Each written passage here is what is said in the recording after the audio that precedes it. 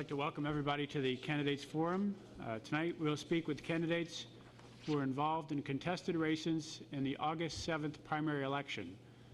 The candidates with us tonight are hoping to serve or represent St. Genevieve County, and we have not included statewide office races in this event tonight. There are copies of the district maps for the state Senate seats, State House also, in the back of the room in case you're curious about who your representative will be. And there are also forms for those who are attending who wish to ask questions of the candidates. I'd like to thank you all for coming, and I'd like to thank the candidates for offering their service in elected office and for participating in this evening's event. We thank the Elks Club for allowing the use of their facility this evening. This event is sponsored by the University of Missouri Extension, by St. Genevieve Community Access Television, which can be seen on cable channels 7 and 98, and by the St. Genevieve Herald newspaper. My name is Toby Carrig, the editor of the Herald, and I will be serving as one of the panelists this evening. I am joined by Tish Johnson, County Program Director for the University of Missouri Extension. A rebroadcast of this forum will be viewed in the coming days on Channel 98. The video can also be seen at the website, stgentv.com. And tonight, we are beginning with the candidates for the St. Genevieve County Commission. We will follow with candidates for State Legislature District 116 and State Senate District 3 and the U.S. House of Representatives Missouri 8th District. To begin, each candidate will have 2 minutes for an opening introductory statement, followed by the first questions. They will have 1 minute to respond to each question, and toward the end of the allotted time for each office, each candidate will have a minute for a closing statement. The candidates for County Commission in District 1 and District 2 are on stage first. There are 5 candidates, but District 2 candidate Jim Brunfield declined our invitation to attend. His opponent in the Democratic primary is Joe Gettinger. The winner of the primary race will face Kenny Williams, and contested general election races will be the subject of another forum later this fall. The winner of the District 1 Democratic primary will serve the 4-year term on the County Commission. In ballot order, those candidates are challenger Jean Heil-Otte, incumbent Randy Barr, and challenger Gene Grine. We'll begin with a 2-minute introductory statement by those candidates in ballot order, beginning with District 1 and Ms. Otte.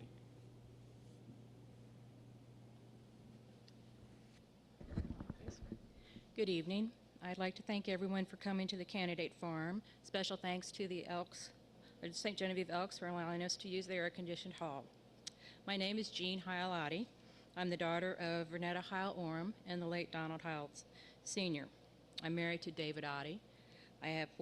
Together we have 4 children: Elizabeth Wilkerson, Christina Gack, Catherine Rozier, and Lance Corporal Kevin Otte. I graduated from Valley High School, and I also graduated from the Gradwell School of Laboratory Technique, and I completed a Missouri Hospital Leadership Series with the Missouri Hospital Association. Being involved in the community is important to me. I have served 6 years on the ambulance district when the county first passed the tax in the 1980s. I'm currently serving on the County Health Department Board, and I was appointed to the County Commissioners on the Mental Health Board. I have served on my parish council, and I belonged to the Valley Patrons Club for 20 years and served as the president for 2. Currently, I'm a member of the Hospital Auxiliary and the VFW Auxiliary. A commissioner directly supervises the department heads of services, which are not under authority of other elected officials.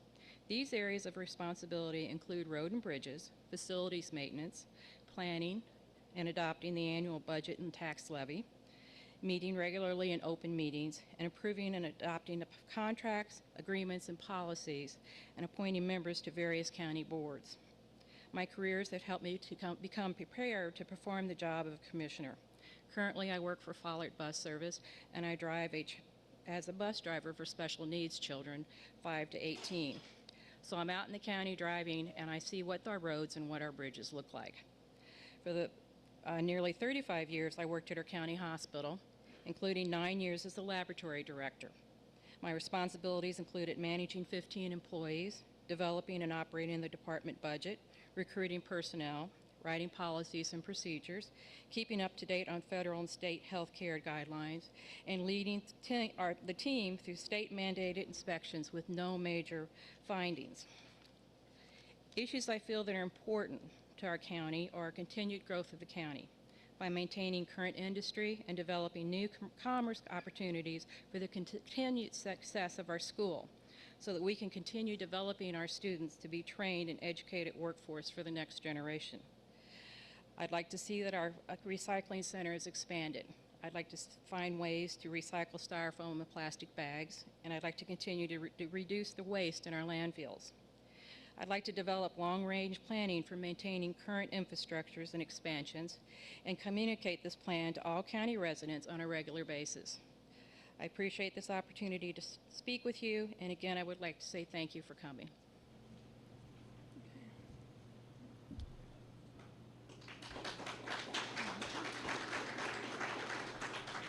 Mr. Barr, also, I just want to mention we were looking at 2 minutes, went a little long there, so we'll allow you guys some extra time in this opening statement. We do have a bell here. Two-ish minutes. Two-ish minutes. We have a bell here that we will ring at 1 minute on the answers for questions so that we can move the process along and get to more information.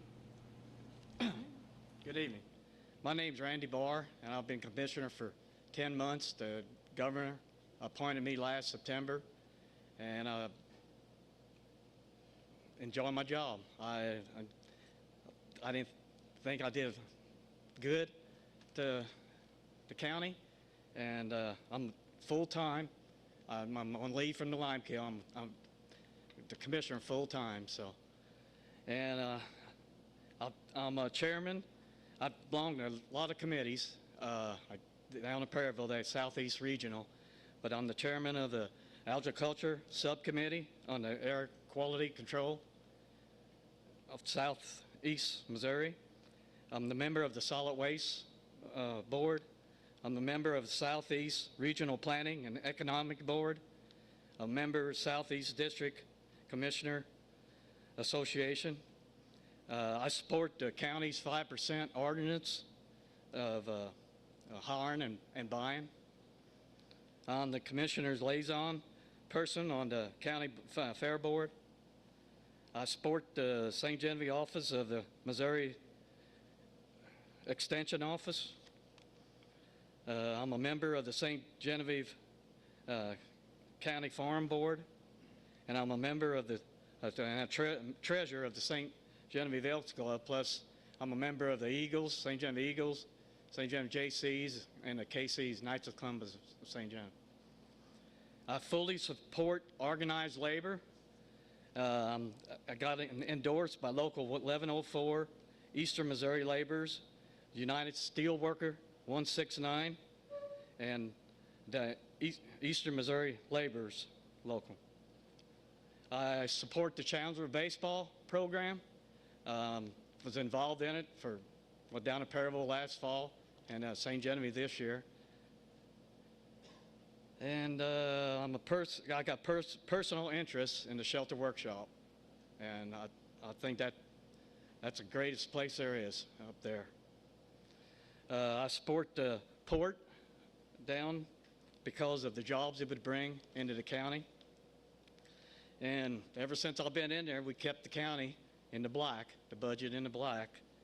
And I just like to bring economic development and jobs to the county. And and speaking of the port, I've been in farming all my life. And I'd really like to see, I got brothers and friends that got to haul grain all the way down to Scott City or St. Louis. I really like to see a grain elevator and everything go down there. And once that thing gets going, we could see up to 100 jobs down there. That's pretty well it. Thank you.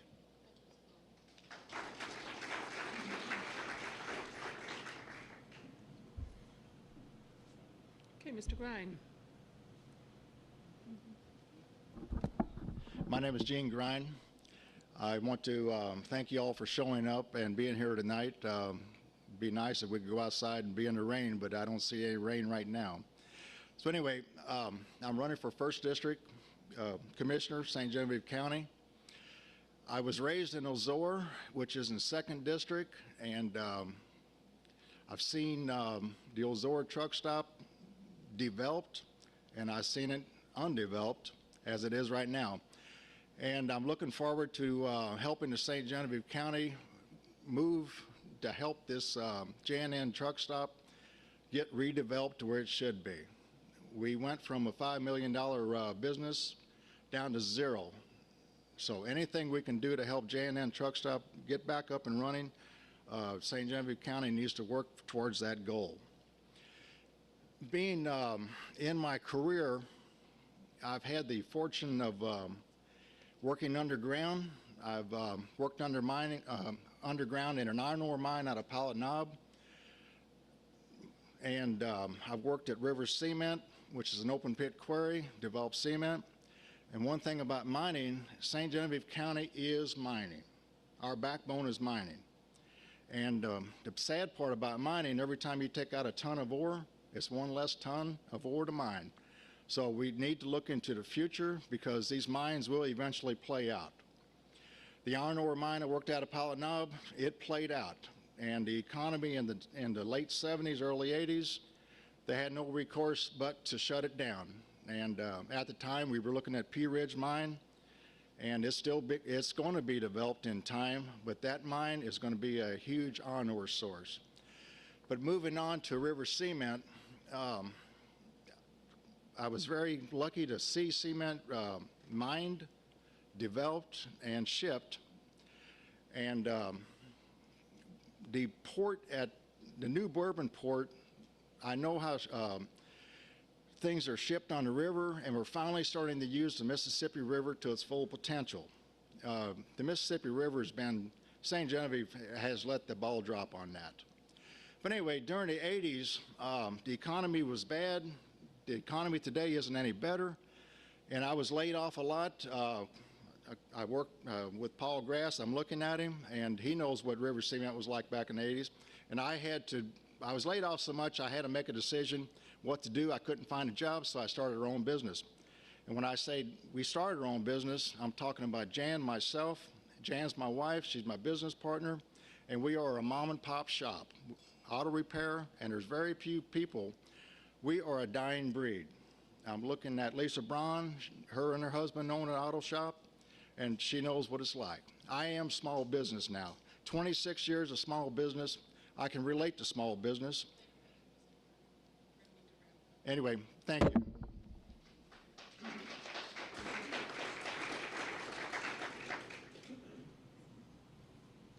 Mr. Goodyear? Good evening, everyone. First off, I'd like to thank everyone here tonight that made this forum possible. I would also like to thank everybody that's attending tonight. My name is Joe Gettinger. I'm running for District 2 Commissioner, St. Genevieve County. I've been a lifelong resident of St. Genevieve. I've been married for 39 years to my very supportive wife, Jeannie. We have 5 children, 5 grandchildren, and I guess the reason I'm running for office is because St. Genevieve is very important to me. I've lived here my whole life. It's a good place to live and a very good place to raise a family. I've helped build St. Genevieve. I'm a carpenter. I've helped build St. Genevieve to be a great place, and I want to continue that by becoming your commissioner. My background, I think, as a business owner and general contractor gives me the tools to do so. I've been a small business owner and general contractor for the past 29 years. And some of my duties during that time were meeting with people, planning projects, estimating these projects, project management, billing, balancing budgets, and last but not least, keeping the customer happy. If I'm elected, I would like to continue the good work that our commissioners now are doing and the people of St. Genevieve. And I would like to continue improving the roads, bridges, creating jobs, and maintaining a balanced budget without raising taxes. So that's all I have, and I thank you all.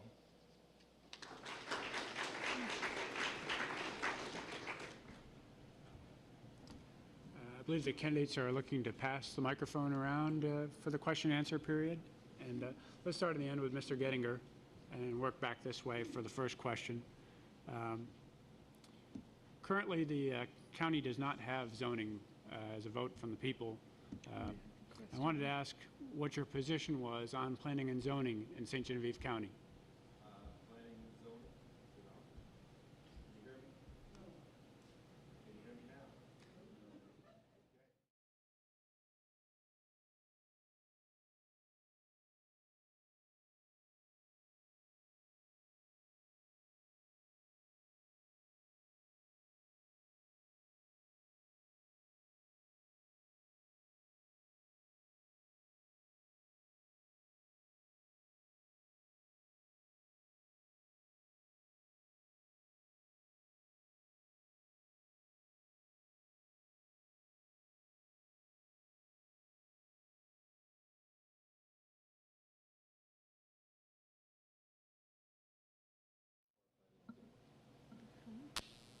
Mr. Grind? As far as planning and zoning, we definitely need planning. We need to look into the future and develop a comprehensive planning plan. But whenever these plans are developed, we need to follow up on them. We can't let the ball drop again. As far as zoning, we definitely need zoning. We've got good neighbors, but every now and then a bad neighbor moves in, and you need zoning to help protect the good neighbors. You can't have a junkyard next to a housing subdivision. You can't have a house trailer falling in and goats are living in it next to a $250,000 home. And you just need zoning and planning to move into the future. Thank you. Well, I didn't know what to think about planning and zoning until just the other day. Some guy called in from out of the northern end of the county, and he's wanting to sell his place, and he can't sell it because right next to it there's trailers falling in and everything, like Gene said. And after that, planning and zoning would be good, I think. I agree with these gentlemen. Planning and zoning is a needed avenue for our county. We need to look at it and study it well before we put it into action, because I don't want it like it happened back in the 80s, or I'm not sure if that was early 90s, when we voted out the landfill. And that's when we put zoning in, and shortly after the landfill disappeared, we voted it back out.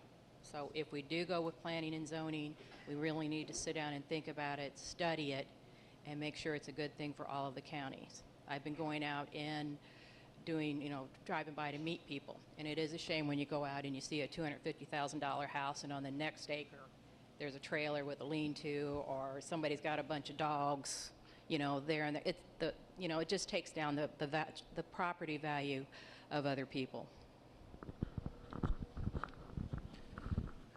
In recent years, St. Genevieve County has lost some significant employers, Built Best Windows, Miss Elaine, just to name a couple. What would you propose to develop, to move us towards better job development in this county? Let's start with you. Since you have the microphone, we'll work down the other way. Okay. I've been going to the commissioners' meetings, and I was there when they organized the TIF to get Ozora Station in restaurant back up and running. And it is a good plan to get these companies to come in to set up and then give them some tax relief until they can, bring up their property value and get the businesses up and running. I would like to work with the Chamber of Commerce, maybe come up with another economic developer like we had before, who's no longer with us, and see if there's a way where we can bring new industry in. But it's going to take time to set that up and to work together with everybody to get it done. Thank you.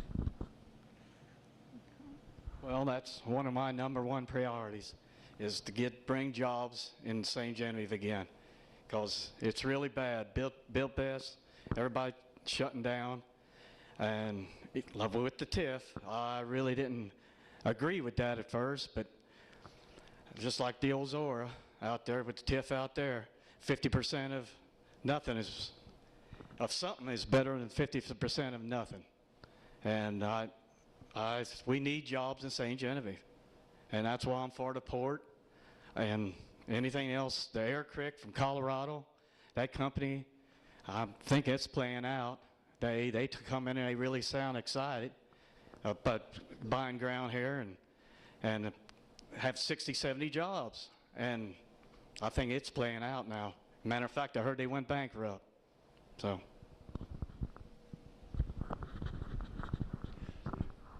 As far as retaining jobs, like Built Best, MECOM just went out of business. A lot of these jobs are hard to retain due to the so-called economy recession. And we're supposed to be out of a recession, but being in small business, we're in a recession. It's going to be a long time coming to get out of it. But anyway, with the economics, with the recession, and then with the World Wide Web, a lot of these businesses are competing worldwide now. And with our government shipping all of our jobs, importing what we should be exporting, it's a tough battle. We need to start importing, or exporting rather, our resources instead of importing everything. And it's hard to, like Built Best Windows, it's hard to compete. But the economy played a big role in the downfall of some of our companies. And it just, being a small business, every day is a struggle. I don't care what business you're in. I talk to people all over southeast Missouri, up in the St. Louis area every day. And the goal right now is to keep your bills paid in small business. What we make, the insurance is taken care of, and you know, it just, every day is a battle. So primarily, when we start getting our jobs back from overseas and into manufacturing, then we can work our way back out of this recession. Thank you.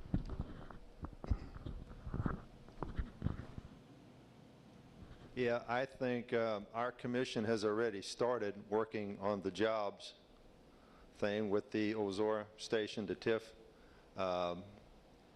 Getting jobs started in a small community like this isn't going to be easy. I think we need to look for grants. Commission needs to put that, I guess, #1 on their list. Look for grants.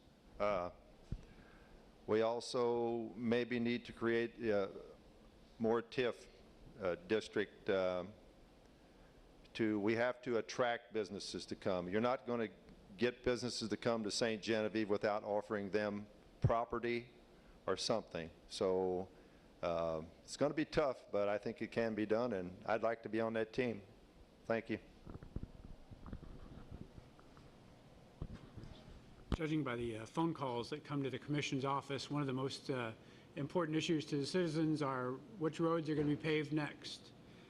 The county this year has paved Jackson School Road, and I was going to ask each of you if you have established in your mind a priority for which roads you would like to see improved during your time, during your term.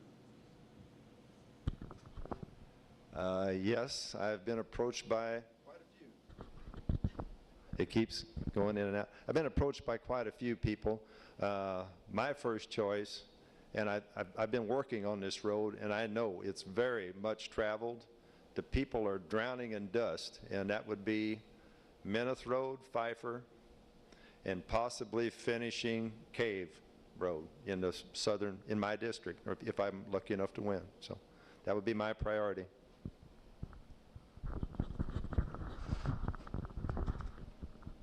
I'm very glad that we are moving forward on the paving projects and the bridge projects. But as far as priorities, you got to go with the most used roads. You got to go with the population on the roads and how the roads are used for trucking, moving farm equipment back and forth, etc. But you got to go with the main roads that are used the heaviest. And the bridges, most of these bridges are just low water swags, and People get on high range to get blocked in for several hours or several days. Then you have emergency issues. People are losing time on jobs. Those are the things that are top priority, is safety and keeping people moving in and out and getting to work, etc. So primarily, you know, it's the commission, they're going to do what's best, and they're doing the right thing. So just, it's going to take 10 to 15 years to do these roads, so bear with us. That's all I can say. Thank you. Well, I know we budget $800,000 this year for roads, and it costs right at $100,000 a mile to blacktop a road. That's a lot of money, and we usually try to, that's 8 miles of blacktop, so they usually try to put 4 miles on each district. But last year, District 2 got 6 miles, and we got 3 on District 1. So this year, Jackson School Road was 5 miles, so we got for the 5 miles, and the next road we're talking about is River Falls. But the sales tax is down now, and I know people's been calling in all the time. And what we do, we put counters on the road, and we're the most driven roads, population, cars, motorcycles, whatever, it counts everything. So that's all we could do is, like I said, it's a lot of money to blacktop a road. Oh, it's good to have a blacktop road, and that's all we can do.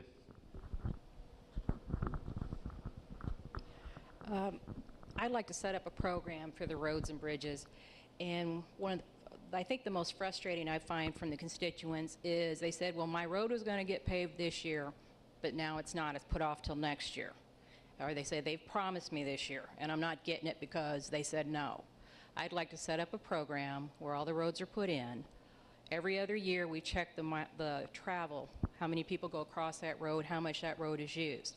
The first time around we sit down and look at which roads are the busiest, we write those down in that order. When people call in, or we could probably even publish it saying these are the roads we want to do next. Your road may not get done for 6 years, but at least you have an answer. The only way that road would be changed or anything on that list would be changed if 2 years from now we go back and we check the counts on the roads. If one of the roads has developed higher traffic, we may have to switch that out and put that road back a year. But right now I think the constituents are very frustrated because they said my road was going to get done and now all of a sudden it's not. And I think we need to give some sort of consistency to our voters. Okay, thank you. The county currently contributes $5,000 a year to the City of St. Genevieve's Tourism Department for marketing efforts. What's your opinion on that investment and on tourism as an economic development strategy for St. Genevieve County? Let's start with Mr. Grine, and then we'll pass the microphone to your left, ending with Mr. Gettinger, and we'll start rotating in that fashion. The tourism is being funded by $5,000 a year from the county. The county is contributing that to the overall tourism efforts. Okay. So I guess the question is really about, is that a good investment for the county, and is tourism a good economic development strategy for the county? No, the $5,000 investment in tourism is well funded. You bring in people, they tour the town, they tour the community, they're always going to stop at a gas station, etc. And a lot of small businesses in the city and the county are going to benefit from this. The unique thing about this, St. Genevieve brings in a lot of motorcycles that love riding the roads. They ride the roads, they go out to the wineries, they stop at restaurants to eat. I know for a fact restaurants and the small businesses, the Midway, etc., they look forward to the weekends when these motorcycles roll in, and it brings in money. You might think $30 isn't nothing, but you take $30 times 100, it means a lot to the county, and it brings in tax money. And tax money is what it's all about. You got to make money, you got to make taxes. Taxes keep the county rolling. The more taxes we bring in, the better the county is going to be. So I feel that the $5,000 that we're getting for tourism is well funded. I agree. St. Genevieve is a tourism town, and I wish we could afford to give them more, because we need tours in here. And I know that you see bus loaded kids year-round coming in, and like Eugene said, they eat at restaurants and everything else, and that's where our sales tax is. And right now, sales tax is down. And like I said, I wish we could really give them more than $5,000. Well, the old adage is you have to spend money to make money. Tourism is a big industry in our community, and if it brings more tourists in, that's a plus for us. We need the taxes so we continue the road and bridges and other issues for our county. So I definitely favor the $5,000, and I agree with Randy. It would be nice if it could be increased some.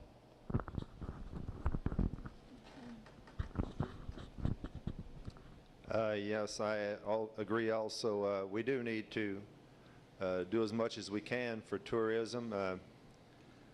When the word gets out about St. Genevieve, it helps everyone in the town. So, yeah, I think it's a good thing, and I think we need to continue it.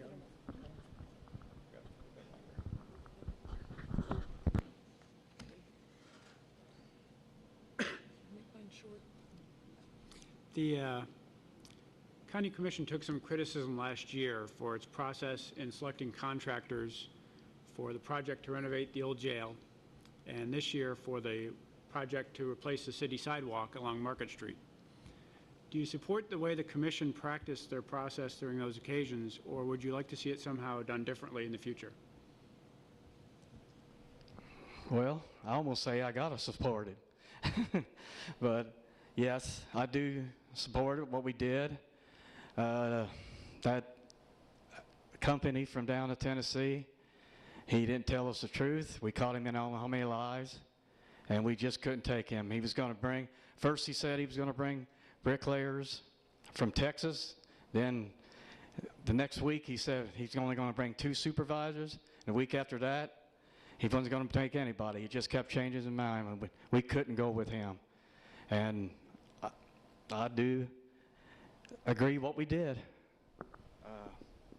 What was your second question? More specifically, I was asking about the old jail, which was the one where the prosecuting attorney's office is currently.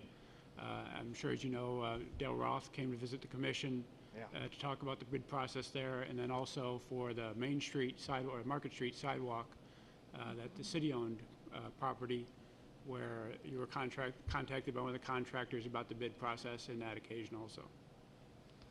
Okay, I misunderstood your question. I'm sorry.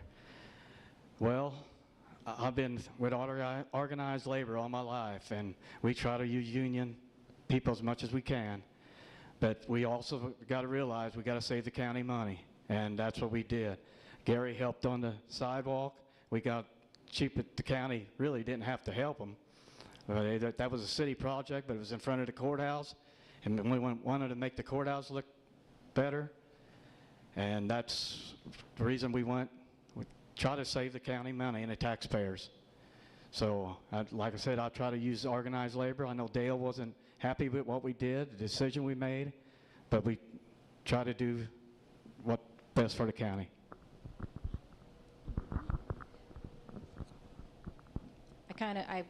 My feelings are the jail should have been bidded out to our contractors in the county. Although we save money, in the long run, we also need to support our voters, our constituents. They need the work. So by saving money for the county, then we're not supporting our workers. My husband is a union gentleman, and I do support unions. And as far as the sidewalk goes, again, I realize they save money, probably about $6,000 with the sidewalk by donated time in the city doing it. But then again, we have put people out that are out of work. They still are not, they're not getting any work accomplished. They're not being able to support their families, and they're not able to buy things in our community. So in the long run, our taxes are not coming in. So it's a catch-22. But when you do a big job, it probably should be bidded out and give all the contractors a chance to bid on it.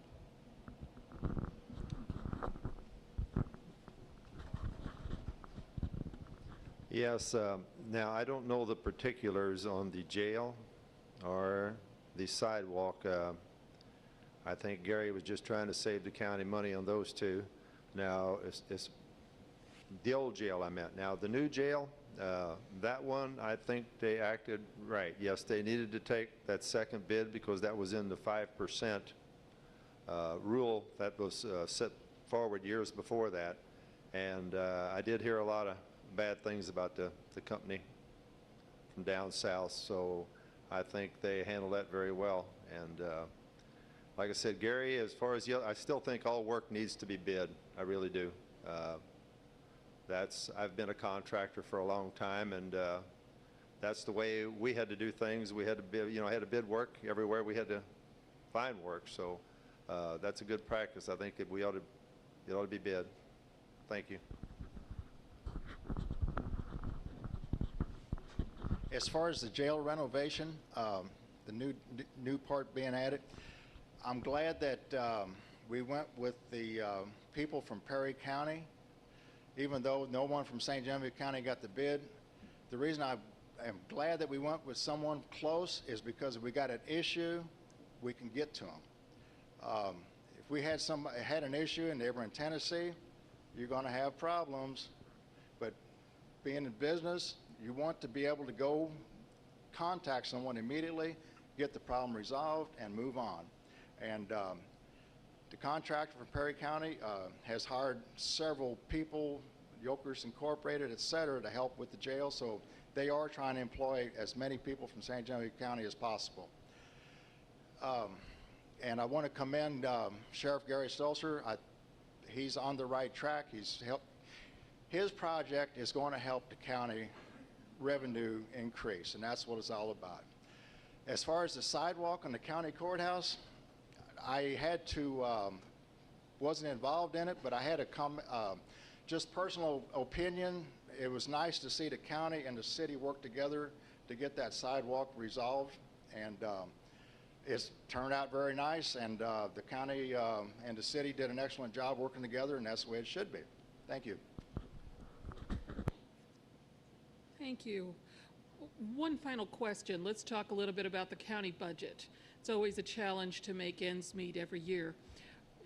As a new commissioner, you would be coming in smack at the beginning of the January budget process. What changes would you like to see in the county budget to the departments, if any, to the Sheriff's Department, to the Road and Bridge Fund, to the Extension Office, to all the pieces and parts? From what I've seen on the budgets are very well managed. I don't hear of any issues. And Trish, the Extension Office is always struggling for money. But the biggest issue is everything is budgeted, but they got to work within the tax dollars they got to work with. So it all goes back, we need to bring in more tax dollars. And but as far as the budgeting, they have a very good handle on it. The counties, all the departments are in line with their budget. I hope that they're anticipating at least a 10% inflation increase every year for budget. Hope they don't need it, but being in small business, expect it. Everybody says inflation's down, don't believe it. Not one bit. But anyway, but it all goes back to taxes. More taxes we bring in, the better the budget's going to look. Thank you. Mr. Barr, changes to the budget that you'd like to see? Well, when I got this office, they told me that the budget was going to be the roughest thing to do on this office. But I found out this grader was a little bit worse than that. But we went through the budget, and I think it's managed real good. And as far as any changes, I don't see any. And I got to commend Gary Stolzer too. When I got this office, I was told that jail's the Walmart of St. Genevieve, and I believe it. And as far as changing anything on the budget, I think it's working real well. Thank you. Ms. Oddie? Well, I've been attending the commission meetings, and they seem to have a handle on the budget, but until you can actually get in there and see how the budgets are performed and where all the money's going for sure, it's difficult to completely say it's being managed the way it should and everything is going the way it should. I know they have cut money down on the extension. I don't know if there's another way to... Actually, No? we You've been haven't, good? no. Yeah. Okay, wonderful. But they haven't been able to give you too much of an increase, but anyway, they're trying. You know, I have experience putting budgets together, so until I really get in there to look how it's done and what's there and see how much they actually, if they save any each year or anything, at this current time, I think they're doing, you know, Gary gets the budget report at the end of the month. He looks at it. He sees what each department is doing. He shows it to the other commissioners, which is good.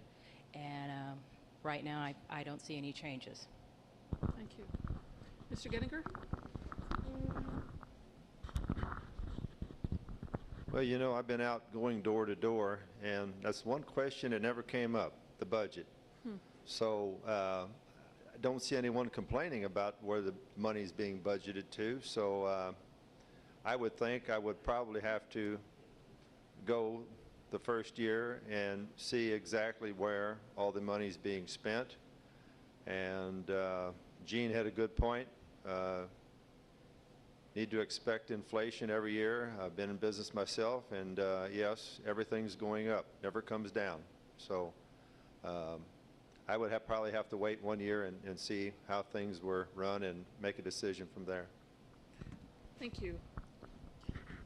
Ready for closing statements? Let's go ahead and do the closing statements and have you work in order as you have the microphone to the left. So go ahead, Mr. Gettinger. Start here? Yeah. Okay. Okay, closing statement. I guess I'm looking forward, hopefully, to being elected District 2 Commissioner, St. Genevieve County. I see it a challenge, and I would really can't wait to get started on something like that. Thank you. Thank you. As far as running for District 1 Commissioner, I personally feel with my experiences, I'm the most rounded. I have dealt in the last 26 years with people throughout the county, being in small business, and I can relate to people. There's not too many people I can't walk up to and have a good conversation. And issues that arrive throughout the business course, I've always been able to resolve them. There's no problem talking to people. And being in small business, you want somebody that's been in small business to look out to bring in other small businesses. Small businesses create other small business and creates jobs. Thank you. Well, first of all, I forgot a few things, and one of them was my family. I got my wife, Martha, that's here. I have 3 children and 4 grandchildren, and I missed one meeting through this whole 10 months. I made every meeting down the commissioner office, but one meeting out of town, and that's when my youngest grandson was born. So other than that, I think I'm doing a good job. I like what I'm doing. I'm doing it full time. And the budget and everything, I think we're doing good. We get $600,000 from Wholesome every year. We distribute it out, and that really helps a lot. Even with the sales tax down, we're able to blacktop 8 miles of road a year and maybe more. But like I said, I don't think I did anything wrong the last 10 months, and I want to do some more. Thank you.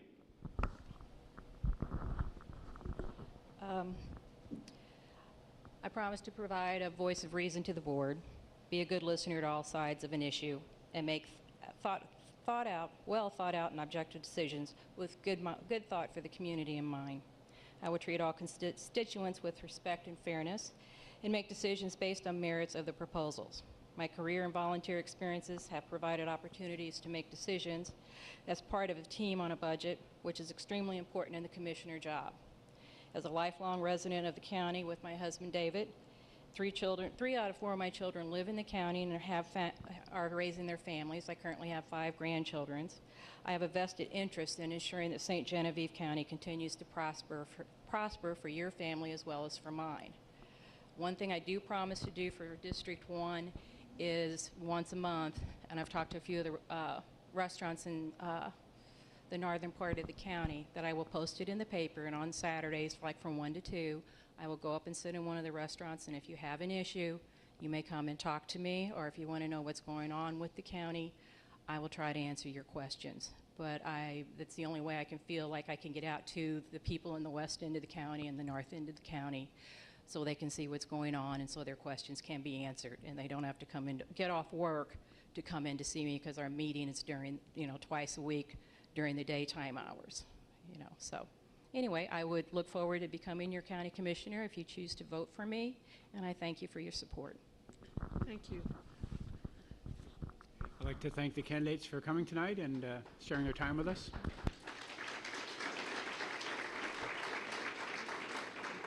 Thank you very much. You may return to your seats. We'll do a brief break to get ready for the state legislature candidates. If they would come forward. Thank you.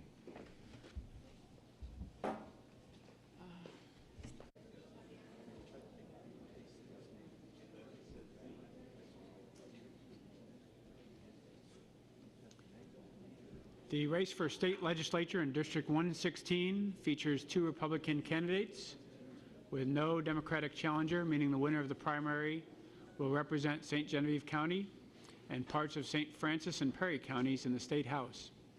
The candidates are Farmington City Councilman John Robinson and current State Senator Kevin Engler. Mr. Robinson is first on the ballot, and we'll begin with a 2-minute opening statement.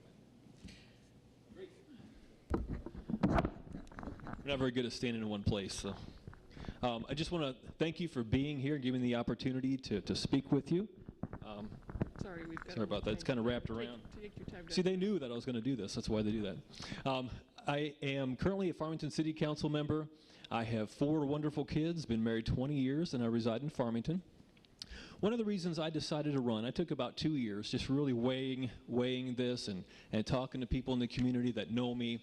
And sharing a little bit about my skill sets, some of my life experiences, and they began to encourage me to run. And I tell you, the biggest reason I decided to run, number one, is I want to give back to God my gifts and my talents, and I want to do what's right for the community.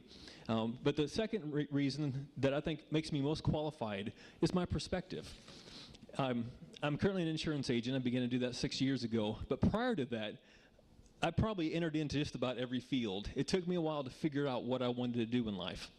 So I can relate with whoever you are. There's somebody in the audience, I guarantee that I can relate to where you are with your work, where you are with your family, because I've been there. I've been a construction worker. I've been a carpenter. I was a pipe fitter at one point in my life. I operated a hearing aid office, so I've been in healthcare, transportation, so I've done just about anything. I've been in the trenches my entire life. So that gives me a unique perspective, in my opinion, to be able to represent you no matter where you've come from and no matter what you're doing.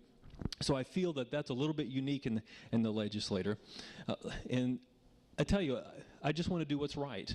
Sometimes I'm a little concerned about some of the folks that we have in elected office, that a lot of the bills and the things that they bring to the table are bought by the lobbyists. And I believe that we need somebody in office that can't be bought, that doesn't need lobbyist money to do what is right, and I want to be that person for you. So I hope you'll take a look at who I am, what I stand for, and know that I'm a principled person, and I'll always do what's right and represent the people in this district. And I also want to make a mention that I am endorsed by Missouri Right to Life, and that is very important to me as a Christian and as a family man. So I thank you for the time, and I hope that as you hear who I am and what I stand for, what I want to do, that you'll consider voting for me on August 7th. Thank you.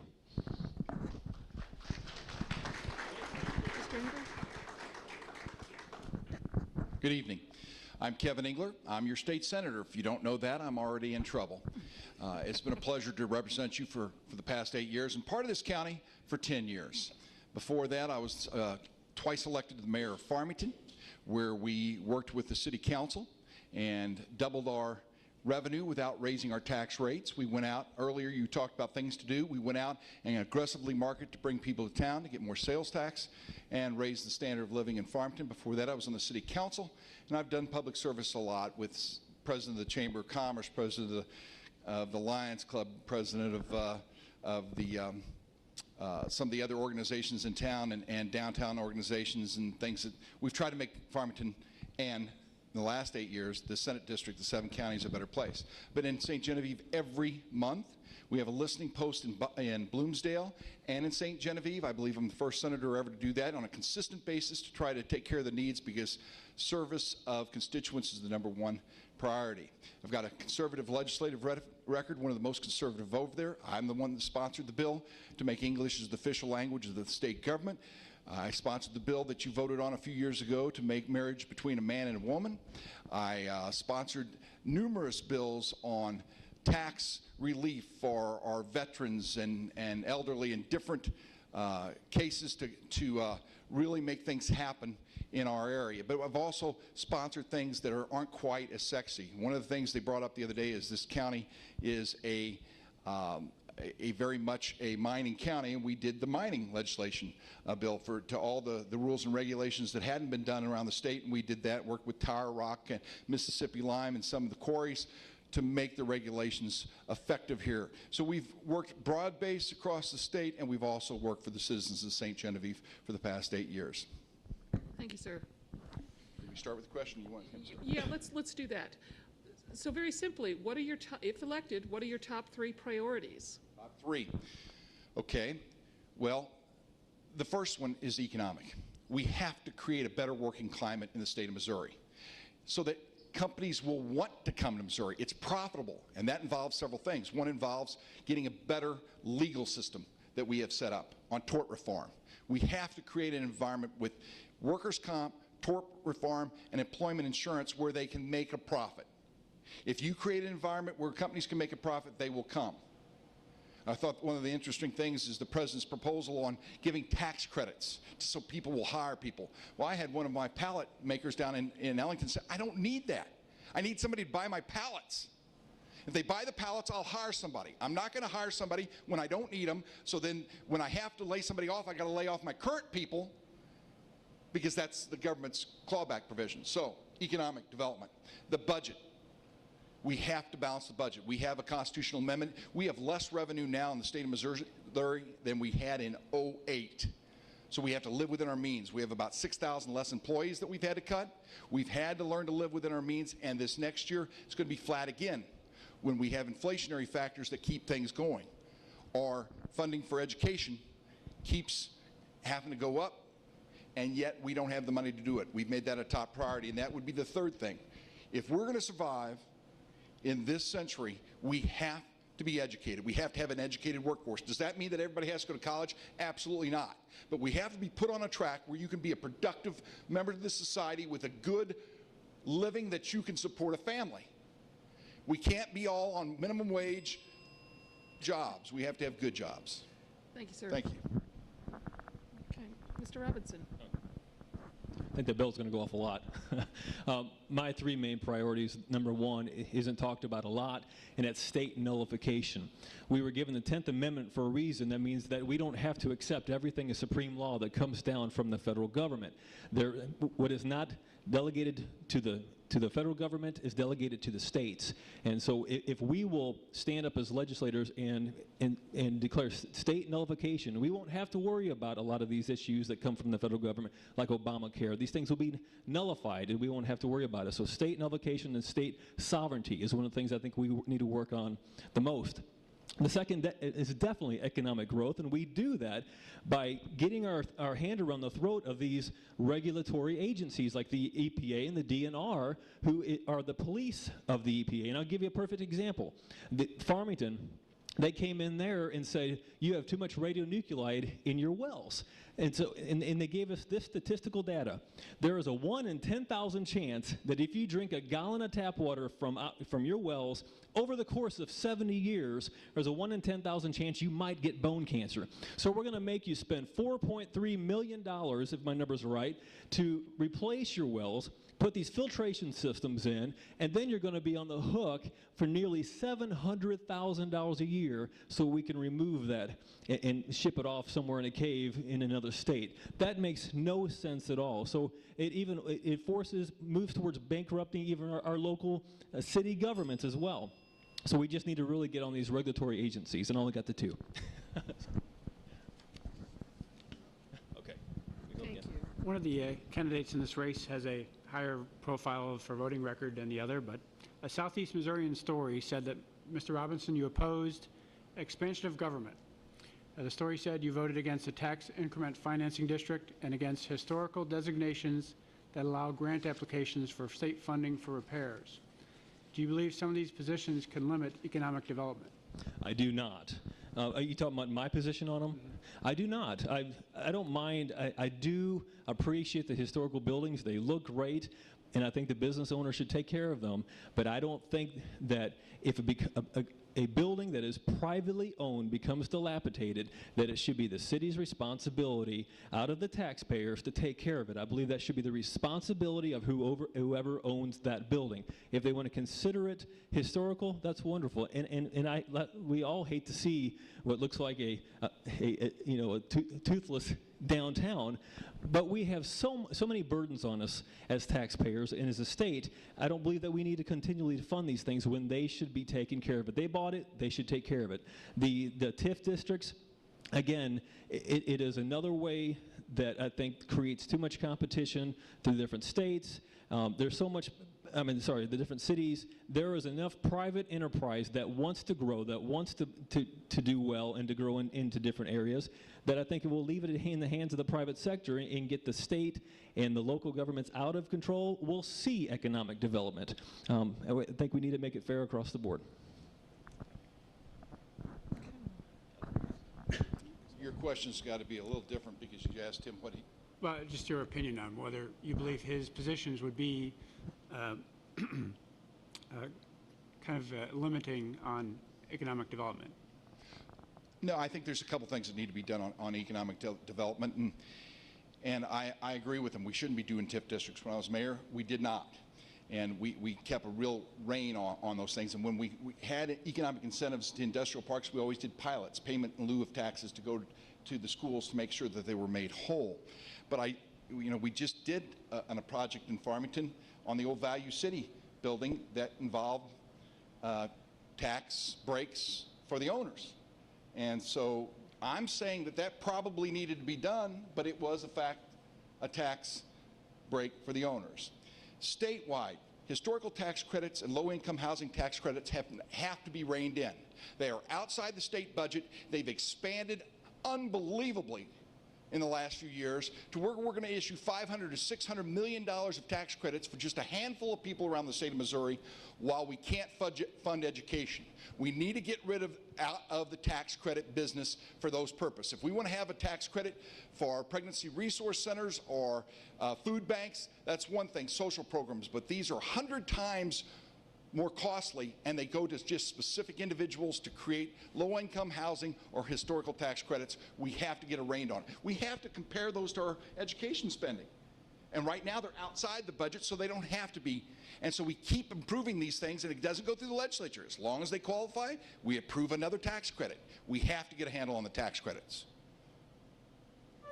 Okay. Next question. Let's talk a little bit about education. Two-part question. Could you expand a little bit on your position of funding education, how that should be changed, if at all? And what do you think is the best approach for improving academic performance in our students? Okay. Two good questions. Education has been our highest priority the last few years. We have cut it less than anything else in the budget. But we're still going to have some tough economic times. And we have to, the easy answer is always, let's spend more money on it. You know what the number one spending we have in our school systems in the state of Missouri? St. Louis City, one of the only unaccredited. We spend almost $17,000 per student. Does that give us better education? No, we got to get more parental involvement.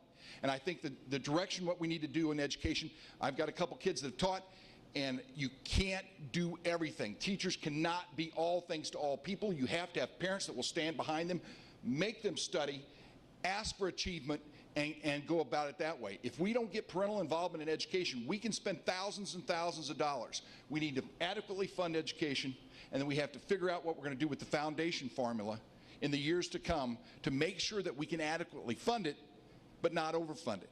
We've gotten so much administration, so many rules and regulations from the federal government. We need to get rid of the Department of Education, that's not a state function, and get rid of a lot of requirements and the hoops that the teachers have to hop through and concentrate on direct education. And I think St. Genevieve has made a great step if they're going to go one-on-one with computer technology with every individual student in their classes, that they're going to start this next fall. Our 12-year-olds do not read hardcover books. They look at their cell phones. They look at computers. They need to have educated the way the world is being educated now through electronic means and teaching, and the teachers have to be on their game. I'm not that good at it at 50-something years old, so you have to have some help if you're going to have to teach kids electronic education. We've got to move toward that. That goal is to make sure that all the teachers are proficient in doing it. My son-in-law, for example, gives an assignment at night and calls and sends everybody in the class, don't forget your quiz tomorrow. And if you forgot your book, here's a link to the material so you can study it. You have no reason not to be prepared in the morning. That's how you do electronic education. You don't just send a note home anymore and say, remember your quiz. You electronically tap them and you force them to make sure they study the material. Okay, thank you, sir. Mr. Robinson, do you need that question repeated or No, in two parts? I And believe we it's- will give you extra time like we did Mr. Engler. It was how it was funded. What was the second part of that question? The best way for improving Okay. academic performance by students.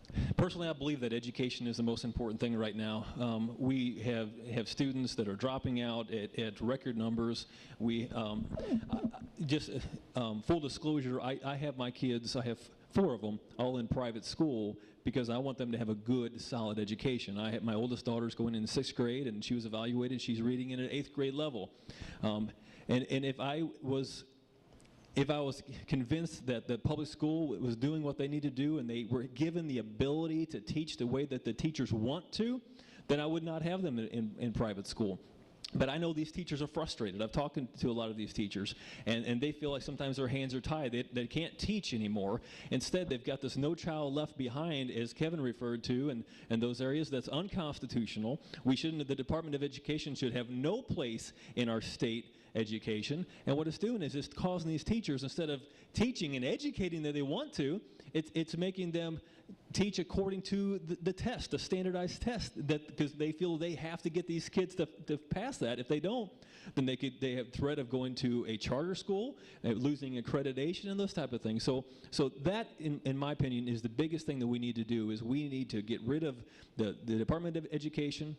And we need to get rid of No Child Left Behind, and then it is so important that we make sure that we bring enough revenue into the state through new businesses and sources of revenue to fund our public schools and to allow the teachers to teach. So. Thank you. Mr. Robinson, you received the endorsement from the Missouri Right to Life PAC, which was critical of Mr. Engler's votes to fund human cloning and embryonic stem cell research with our tax dollars. Would you speak about the differences between yourself and Mr. Engler on this issue? Well, Kevin and I, we haven't spoken directly on this, so he'll need to respond to that. When it comes to me, I am 100% pro-life, and I don't believe that you can be 100% pro-life and just the abortion only. I believe that we need to protect the sanctity of life wholly and entirely. That means no human cloning, no embryonic stem cell research, and no abortions for any circumstances. And I am a bit of extreme. I do not believe there's any extenuating circumstances or any reason that we have to commit murder. And to me, abortion is murder, and once we open the door for embryonic stem cell or human cloning, we are trying to play God, and we're opening the door for more life science research and more of those embryonic stem cell research companies to come in and to pay some of these lobbyists, some of these candidates off with big lobbyist money to make them compromise, and we need people that'll stand in principle and say, no matter what, I don't believe in this research, and we will not do it in this state. Okay, Mr. Engler. Happy to respond. Thought it was interesting. I guess we're against capital punishment then, to no reason for murdering any time, any place. Oh, just in children. I'm sorry. no reason except in children. I'd be happy to address Missouri Right to Life. About 4 years ago, we had a constitutional amendment in the state of Missouri. I hope you were there at St. Genevieve when I spoke to the pro-life groups that I've been at every time. I was in the first life chain ever. I go back when I was pro-life, when pro-life wasn't cool, when I was head of Catholic campus ministry in Springfield. But I went around the state speaking against putting in our Constitution a provision saying that you can't do anything on stem cell. You can't put any language in there. And I spoke against it all over, including St. Genevieve down at the church in the Knights of Columbus Hall. But then we passed it and we put it in our Constitution. Now, my opponent says he's a constitutionalist and I will never go against the Constitution. Well, now, for example, the reason Missouri Right to Life rated Joan Bray of St. Louis, who believes in federally funded abortions, higher than us, and Moxford Ott, who believes in federally funded abortions, higher than Steve Tilley, is because when we built the federally qualified health care centers to deliver health care to Arcadia Valley and Washington County and Bunker and Annapolis, they wanted me to vote for an amendment that said, no, you can't do any research in that basement on stem cells. Clearly unconstitutional. And I know my opponent said, I don't care, I'll vote for it. Well, you got to decide, when you raise your hand, I say, I swear that I will defend the Constitution of the state of Missouri. Are you going to do that? Or are you going to do what some special interest group says? You can't do both. Thank you. Good timing. Missouri, like a lot of states, has struggled with issues related to undocumented immigrants. Yes. Tell us a little bit about your opinion on and I know there's a whole range of sub-issues with that. Tell us a little bit about your position on undocumented immigrants and then specifically about whether voter identification should be required. Yeah, I voted for a previous question motion on ID. If you have to have an ID, photo ID, to give blood, you should have to have one to vote. Now, a lot of times at union, I see a couple of unions guys, it was funny, they argued against it, said, no, you don't need a voter ID, but if you're in a union meeting, you have to have an ID to vote on a contract. If it's that important, then you should do it in voting. Missouri, a few years ago, Senator Root passed a legislation that I supported that gives us the toughest illegal immigration laws in the state, tougher than Arizona, and they weren't challenged. That's what's amazing. But with that said, we want to make sure that illegal immigrants are restricted in the state of Missouri. We want to make sure that people here, they had to try a proposal last year to not let legal immigrants, people that are here on work visas, get a driver's license. I'll give you an example. We've got a gentleman over in Farmington where we helped get his citizenship. He had to get a license to have a truck to help with Butterfield to do the work. If he couldn't get the license, he was here legally, he wouldn't have been able to get a job and wouldn't have been able to study and be approved for citizenship. We have to make the path to citizenship attainable, and then we need to close our borders and restrict illegal aliens in the state of Missouri, or they're going to be constantly a burden financially to this state. Thank you, sir. Mr. Robinson? I just have to say one thing. I thought I was pretty light with Kevin there. You know, if it was in the Constitution and you had to support Roe versus Wade, would you support that? If it's in this Constitution, absolutely. Well, Would I fight against it? Absolutely.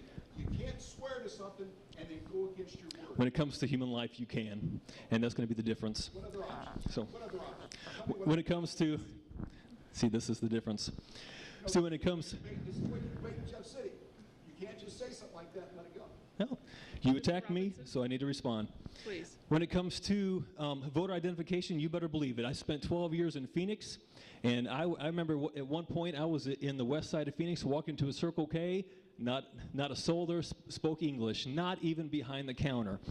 We had such an issue with illegal immigration. It was taking the jobs from nearly every construction business. All the employees, I mean, they were, unfortunately, the employers were doing the wrong thing when they were hiring them for pennies compared to what the union laborers or those in the construction field that were legal should have been getting from those. So I've seen it firsthand, the issues that we have with illegal immigration. And again, you've got to get a driver's license. You've got to, I'm sorry, everything that you get, if you want to pay a utility bill, everything, you have to get your driver's license. You have to prove who you are and that you're legal. And so I don't see why there would be an issue, and that most people would support that. So I definitely believe that we need to show identification to vote. Okay. Toby? You're over here in St. Genevieve County. We appreciate you guys coming over. And you're obviously speaking to a large Democratic population, and probably a lot of Democrats be watching on television. Yet the winner of this primary will represent the county in Jefferson City. So why should potential Democrat primary voters come over to vote for you? Well, because whether you're Democrat, Republican, Independent, I believe it's important to make sure that you vote for somebody that's principled. I will do what I say that I'll do. I'll stand by my word, and I will be out in the community. I believe that it's important that when you're campaigning, that 9 times out of 10, unless it's a volunteer, if somebody's knocking on your door to represent me, that it's me. I believe that I'm not big on campaign staff and big amounts of money to run a campaign. I believe it needs to be the person that is representing the people in the district, that is at your door, that is out putting out signs and meeting the people. And I'm going to be that person. I will represent you because I'll be out there with you. And that's the kind of person that I am. So I hope for your vote August 7th. Thank you. First, addressing Roe versus Wade, we just brought it up. I'd be happy to work to overturn Roe versus Wade.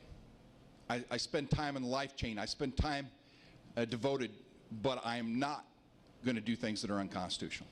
I'm not going to pick and choose what's unconstitutional. I will work to try to get the stem cell out of our Constitution, but I will not pick and choose the Constitution. You're talking about why Democrats should. I think there are a lot of things to vote on. I used to vote in the Democratic primary all the time because there was absolutely nothing to vote on in the Republican primary in St. Francis County. This year we have 7 hotly contested races that will talk about voting on things like abortion, like gun owners' rights. I'm endorsed by the NRA, like union issues, like economic development issues. You have the chance to vote for 7 different issues that affect your future in this state. Now, I know you have county commission races, and that's the only basic Democrat, but if you care about those major issues as far as guns, economics, abortion, you have the ability to choose a Republican ballot and vote for 7 different hotly contested races. And I would, respectively to the county commissioner candidates that are trying to get everybody to vote Democrat, you have the opportunity to vote on those. Thank you, sir. Okay. One of the largest economic drivers in this state continues to be agriculture. Yes. And we're about to have a new farm bill on the federal level. Your opinions on agriculture, what we need to be doing as a state? As a state, we don't have a lot of choice on that. We need to work on our marketing. Federal government, we need to watch overreaction. We're in a terrible drought here, but we can't bail everybody out of everything. The government needs to be a safety net. The state needs to be the marketing tool to market our cattle, our pork, our corn, our soybeans, but we can't be given total exemption to all farmers on everything to guarantee them prosperity. It's not going to happen. It's part of a business that you take a risk. We need to mitigate those risks, but we do not need to completely eliminate the risk from farming. Okay. Thank you, sir. Okay. Yeah, I agree with Kevin on that. We just need to do everything we can to support the farmers. I know that this is hard right now because we've gotten used to it, but I was never a proponent of the ethanol. I think it's crazy that we burn our food for fuel. But the problem with that now is, as I've spoken to farmers, they've gotten so used to that income and that production that it makes it hard to deviate away from it. But we just need to do the best we can to lift, again, the regulations off of farmers and agriculture. I mean, if there's cow flatulence, the EPA wants to come after you. I mean, they're just, these regulatory agencies are getting ridiculous in how they attack farmers. They're really, again, they're stifling the production. They're stifling free enterprise. And I think the biggest way we can help agriculture is to, again, put our hands around the neck of the EPA and DNR and those regulatory agencies, and that'll make a big impact. Thank you, sir. We have time for one more? Yep. All right. Our last question before the closing statements. Mr. Engler is being term limited out of his position in the state Senate, and as part of a law that will reduce the impact of lifelong politicians. But there was some criticism this year that Jefferson City was not functional in part because of term limits. Where do you stand on the issue? when you say functional, do you mean that Efficient. efficient in regards to tenure? Passing legislation this year. Oh, I see what you're saying. Well, what I can say is I believe wholeheartedly in the current term limits, and I think current limits are very important. My personal opinion is if you go from one position to the next position to the next position, you become so ingrained into the machine and that you become blinded, and I believe that you lose your perspective. So I believe term limits are a wonderful thing, and I think there's a difference in career politicians. I believe that you can be in office for many years and serve different functions and not be a career politician. I believe a career politician is somebody that does it for a career and always for the lobbyists and those type of things instead of doing what is right. But I also believe that if you're going to serve 8 years in one position, you need to take a couple years off to get your perspective back, get out into the community again, and then get out there and serve in whatever other position you decide to run for. Thank you. Yeah, I appreciate the opportunity to address this because my position on term limits has been somewhat distorted. I voted for term limits, and it is causing problems. I think we should remain with term limits, but we probably ought to look at an adaptation. One, there's been a proposal that you could serve your 16 years, 8 in the House, in either body, because there are 5 times as many House members, and there are good House members that don't get to serve more than 8 years because there's not enough room for them in the Senate. So that might be a proposal. Or go to 3 terms to where you've got 12 years. Because as somebody said, that you spend the first 4 years learning and the next 4 years not caring because you have no repercussion. I wanted repercussion. That's why I decided to run for a term in the House. I will have over 5 times the average length of service of any of the House members. I'm telling you, when you have a year or 1.6 year experience, you don't have any experienced people. It's nice to say, boy, they're all good, but they don't have any experience. I know how to get bills passed. I know how to get things done. And I was asked to come back and try to lead by example to be able to show people how to get things done. I think that's an advantage to our area. Thank you, sir. And we'll go ahead and have your 1-minute closing statement. 2-minute closing? 1 minute. 1 minute, 1 minute. Thank you so much for coming tonight. I will try to continue to serve the people of St. Genevieve County if given the opportunity. We've worked hard the last few years. You won't always make the same decision. I've voted over 1,000 times. If you want somebody that's going to agree with you every time, you need to run yourself.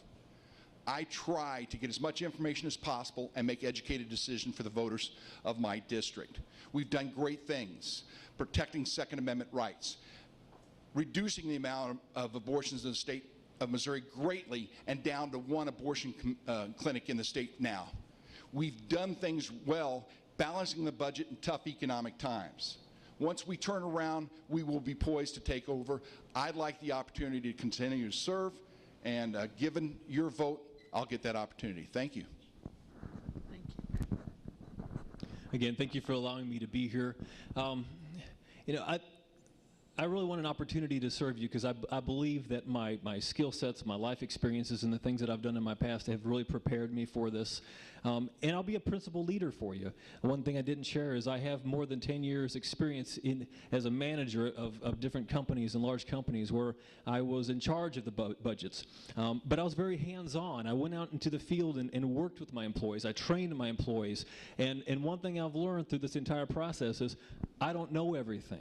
And I believe that the character of a true leader is someone that recognizes they do not know everything and that they work together with the teams.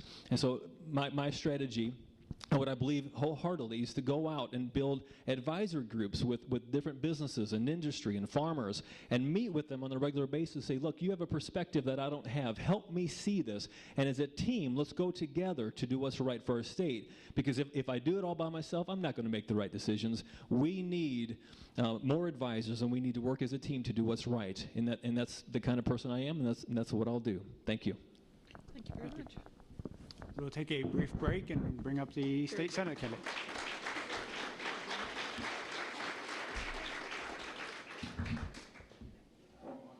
Let's make it brief, Toby. It's 8 o'clock.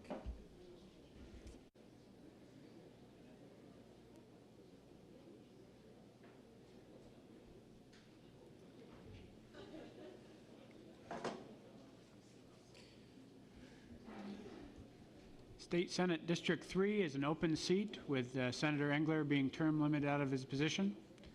2 Republicans are running for the seat, as is Democrat Joe Fellert, a current state representative. Tonight we will talk with the Republican primary candidates, Gary Romine and Terry Varner, and Mr. Romine will speak first for his 2-minute opening statement. Good evening. Appreciate the opportunity to be here this evening.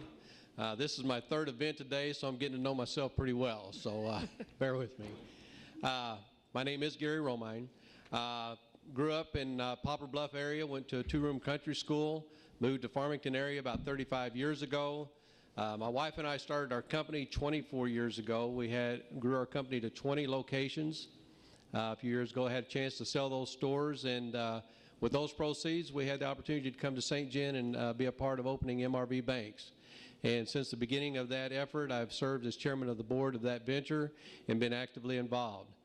Over the course of my 24 years of being in business, I've served on the legislative committee for the Missouri Rental Dealers Association. I've served on the legislative committee for the Missouri Bankers Association the last 5 years, and also served on the National Federation of Independent Businesses. I have volunteered my time over the last several years as a businessman and as a citizen to be actively engaged and involved in the legislative process for the industries that's been affecting my life. And I want to take that opportunity and take it to the next level and be a servant to you, the constituents of this district, and serve you in the state senate for the next 4 years. Appreciate your time. Thanks.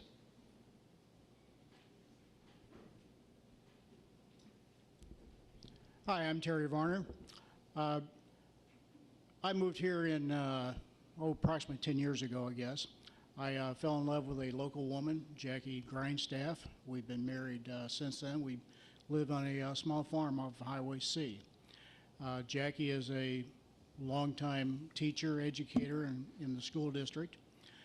I happen to be a retired firefighter from St. Louis County. In that time period, I've had the opportunity to serve as a county councilman in St. Charles County. I served 1 term up there working with legislative projects and working with budgets. And since I've been down here, I've been actively involved with the community. We've been involved with the St. Genevieve community, or St. Genevieve Conservative Club. I've been involved with the local politics for some time now. The area in this county, or I should say the county, is a very important asset to the state. We have a lot of opportunity and a lot of benefits to give for the, well, I've lost my train of thought. I'm sorry, I have to apologize. But anyway, I'm looking for him to ring that bell on me. I do appreciate the opportunity to come here tonight and talk to you about the issues in the state. Thank you. Thank you.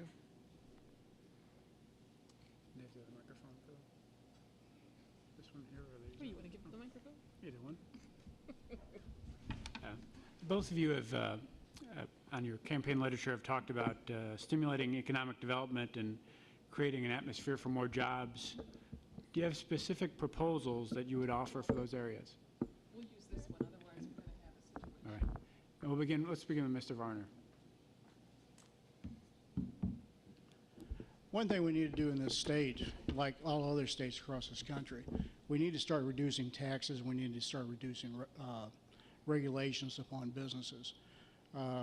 Economic growth is done by one thing, and that is our businesses growing jobs. They know what to do best.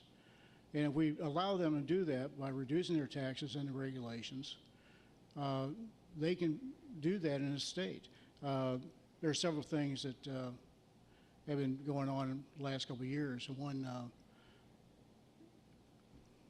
I apologize. It's late. My mind is, I don't know what it is. If it's the cold, I'm sitting here shaking, but my mind is just completely off tonight. But no, regulations and taxes in the state, we need to make some changes.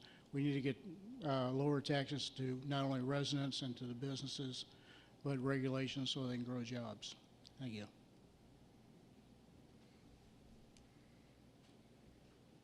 We need to continue to working on workers' compensation, tort reform, and these types of things that hamper business. Being in business for 24 years, I've been exposed and experienced frivolous lawsuits. Those are the types of things that we've got to set a better landscape for business to be able to function in, so they're not concerned that those frivolous lawsuits are there. This past year, it was very scary, the fact that an employee gets hurt on the job, he could turn around and sue that fellow employee, and because of the insurance and because your business structure, more times than not, you're going to be paying for that situation more than one time. So we've got to continue to do what we're doing with tort reform, workers' compensation, and those types of areas. Also, I've had the benefit several years ago of working as Senator Engler's Chief of Staff. And one of the most important things that we performed in that office was constituency issues. And not just individuals, but for businesses as well. And I think the most important thing that my office could do as a state senator is to facilitate the Chamber of Commerce, the county commission, or whoever that wants to come up to Jeff City and say, hey, this is an industry that we're trying to get to come into our area, to facilitate that group to come in and talk with the various agencies that are important and necessary to get the proper approvals from and get that process going. We need to work together, and I want to work with each district, each county, each part of this district, so that when there's an opportunity for you to have economic development, we and my staff will make sure that you're in touch with the proper agencies and the proper people to make sure that we can get through that process and attract those businesses to the area. That's the best thing that we can do to make economic development happen.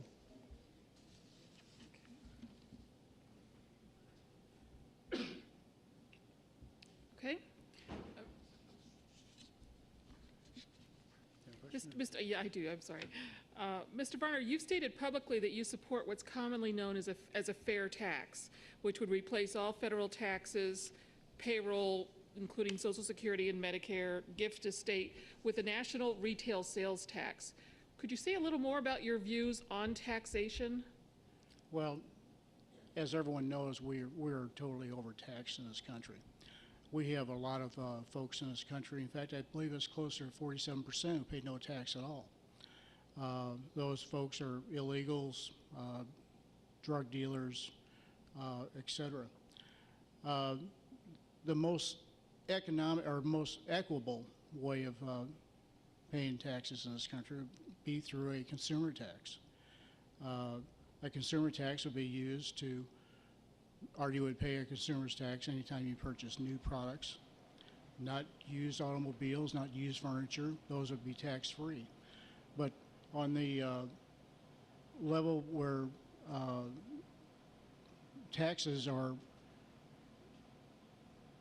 equitable across the board, it would reduce taxes for senior citizens. It would reduce taxes for businesses.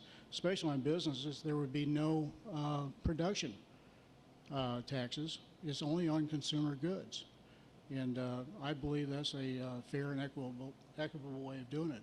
And projections show that we can replace all our income or all our expenses in that area. Thank you, sir. Mr. Romine, could you give us your views on taxation and specifically whether or not you support the fair tax? In theory, the fair tax or flat tax, consumption tax, is the least manipulated, would be the most efficient form of tax. It's the transition we would have to get to get there. We'd also have to consider the fact that unless we really had some type of tax credit or abatement to our senior citizens and to the low-income folks, they would end up paying more in taxes overall through a consumption tax. So there's a lot, the devil is in the details. It's a great idea in theory. Over the last couple of years that I've been planning and working on this campaign, I've been able to set into a lot of arguments for the consumption tax, why it wouldn't work. There's so many unanswered questions right now that with our economic times, I would be concerned about disrupting our budget, our state budget at this point by taking on a consumption tax and not knowing what the end result is really going to be. We need to stay where we're at, do more research, and look at what it really will take. What kind of rates are we going to have? 10, 12% on consumer goods? That's a big chunk to be able to deal with. So at this time, I would prefer to stay where we're at, do a little more research, and study on how the tax could affect in the future. Thank you. Mr. Romine, go ahead and stand there, and we'll go back in reverse order this time.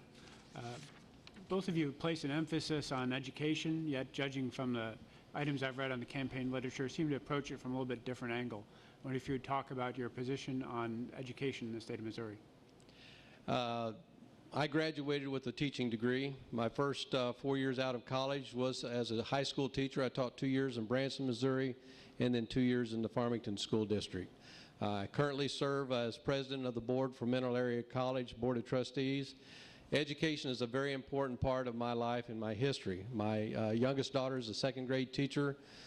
Education has got to be the foundation of our state. An educated workforce is a successful workforce, and we need to do everything we can to fund our public education system so that we can have a solid foundation of educated workers. My concern is philosophy. I went to a two-room country school. I had a good education coming out of there. I went from having 60 kids first through the 8th grade to 1,200 students at Poplar Bluff High School. It was a big transition. But I still survived and I was still successful in business. And the reason is I was motivated. I had parents that were involved in my education.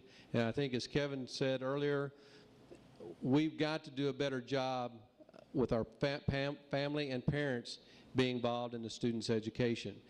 The teachers can only do so much, and we have to get rid of the National Board of Education, Department of Education. They have handcuffed teachers. My daughter is being rated on how well her students are doing, but one year she will have a certain academic level of students that may not be as high as the previous years, and especially she struggled when the parents got to pick which teacher their students wanted to go to, and that was a problem in itself. So.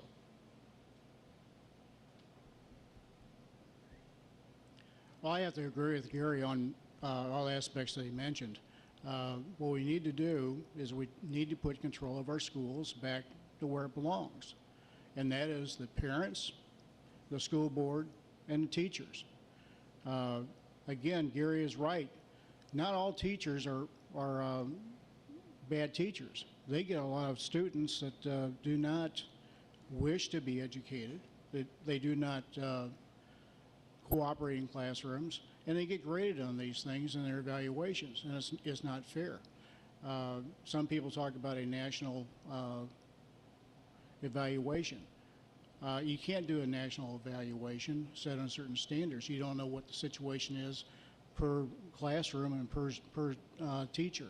So, but we need to get rid of the federal educational department. We need to get them out of our business and allow people who know what they're doing, the school boards, the teachers, and administrators and the parents, to educate our children. Okay. Mr. Varney, you could just stay there. With Mr. Engler and Mr.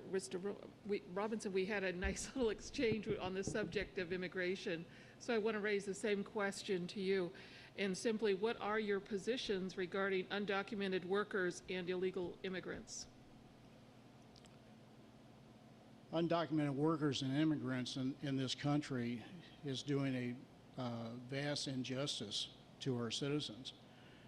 The old adage that, well, they do work that or take jobs that the American people won't take, that's hogwash. We've got people out here begging for jobs and looking for virtually anything to make a living to get their families or take care of their families. I know that they say, well, what are you going to do with them? Ship them all back?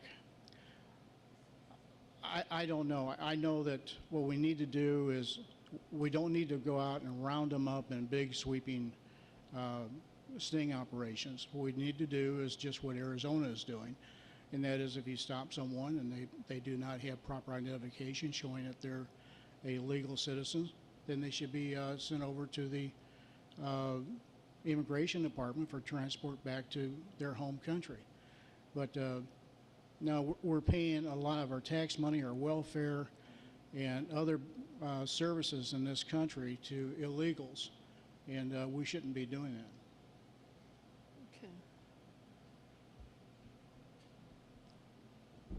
Immigration is what this country was founded on, but what we're talking about is illegal immigration, illegal being the operative word. In 2006, I had the privilege of serving as Senator Alter's Chief of Staff in Jeff City, and the one bill that he passed that year was the illegal immigration bill. and I had the privilege of working on that day and night. And most of my research came from Arizona. We actually passed a bill a little stronger than Arizona a few years before they did. It just didn't get through the House. My time and effort that I spent on putting that bill together with the Senate research staff really surprised me how many dollars we were spending on social services and education to illegal immigrants. This is funds that are being taken away from the people that have raised their families in this country and in our state to provide for their families, to pay taxes, and that money was being used to go to the illegal immigrants. So it was very appalling to realize how much money we were losing in our state to illegal immigration. And so it's very important that we stay aggressive. The bill that Senator Roop passed was most of the language that we'd worked on. It took a couple of years of effort, but I appreciate the fact that I got to be a part of that. It took 3 years for it to finally pass, but it did get passed, and we have stronger environment because of it. And one of the biggest things is we had many opportunity to deal with illegal immigrants, but ICE would come in and say, no, you had to turn those that you'd caught or were dealing with loose because we don't have time to deal with them. They're not a threat to the society. They're just taking jobs. Big deal. It is a big deal, and we need to deal with it. Mr. Romine, if you would stay at the microphone, and let me address this question to you, but get both of your comments on this. All candidates in this race are endorsed by the Missouri Right to Life PAC, but your office put out a press release when the endorsements came out that said Missouri Right to Life has endorsed you as their candidate of choice. Do you believe that this was a misleading press release, or did you think that this was appropriate release of information? I apologize. That would be a misleading, that Mr. Varner is equally qualified to be endorsed by Missouri Right to Life, and I apologize for that error.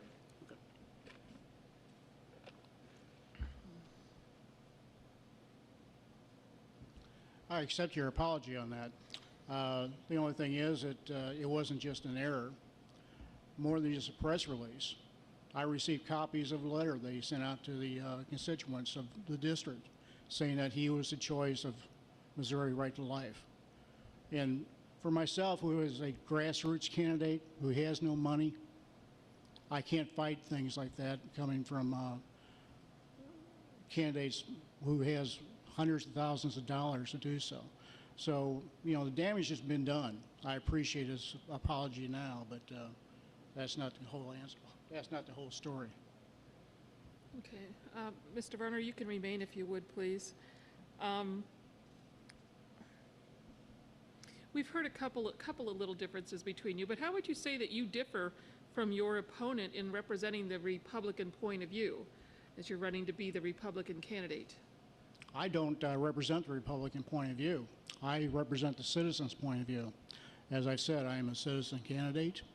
I am a, some people will say a Tea Partier, and people will howl and say, well, Tea Party is a bad thing. Tea Party is not a bad thing. Tea Party is based on the Constitution of this United States. We're concerned about our country. We're concerned about the direction that our state is taking.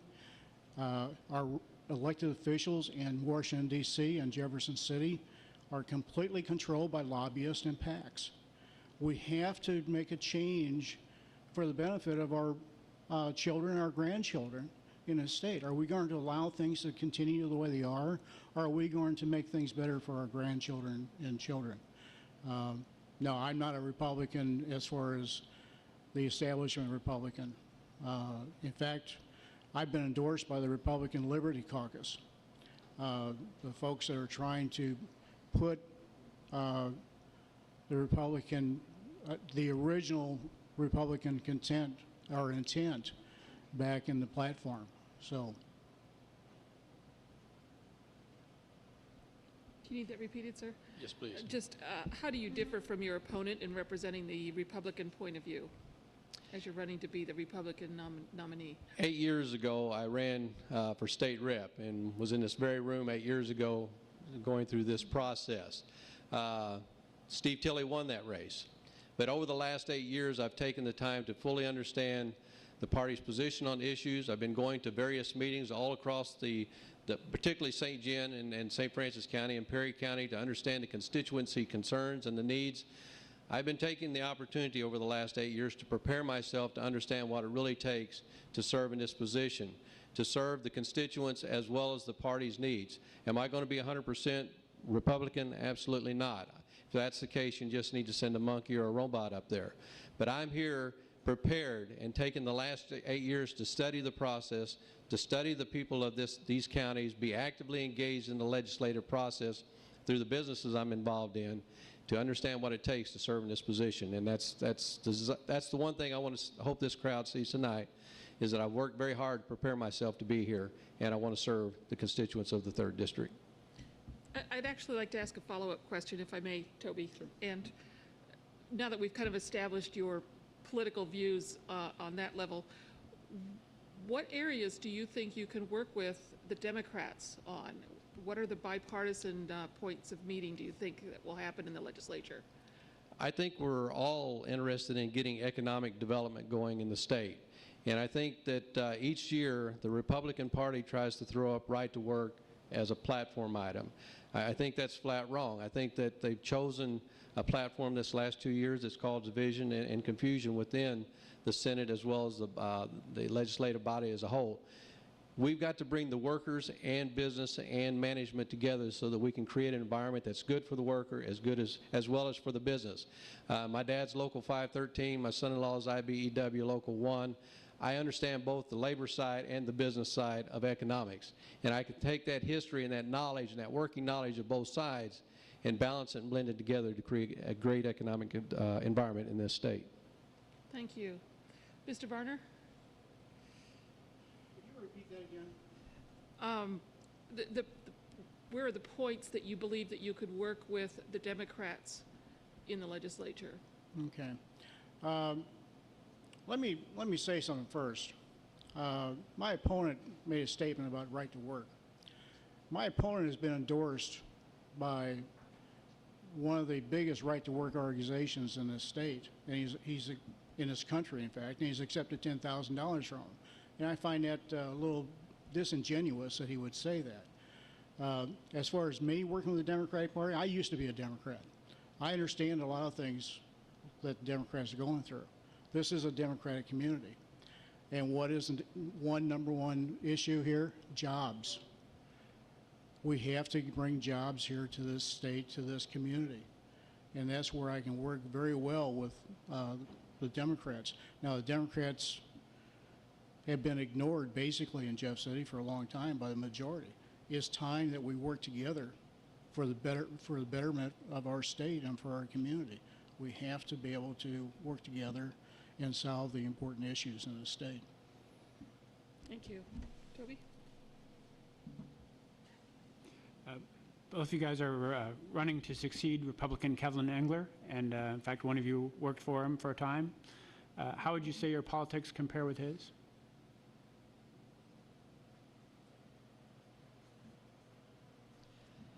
I would say that for a big portion of it, it would be pretty much the same. And I say that because of this. The time that I've spent working with Senator Kevin Engler over the years is he's very independent. He's not partisan. He takes the issues of the constituents in consideration. To serve in this position and keep your sanity, you got to keep three things in mind.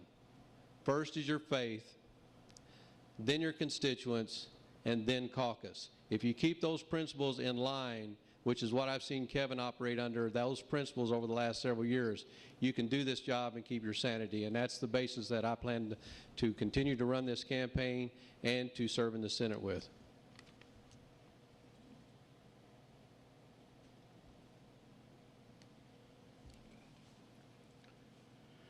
Oh, how am I like Kevin Engler? Let me tell you how I'm not like Kevin Engler. I don't take PAC money. I don't take lobbyist money. And I pledge to you that I will vote according to what you, the citizens, wish me to, and not the special interest groups in this state. Kevin's done some good things, don't get me wrong, but he has done some terrible things, in my opinion, also. We have to, again, keep focus on the citizens and what is best for the state and not the special interest groups.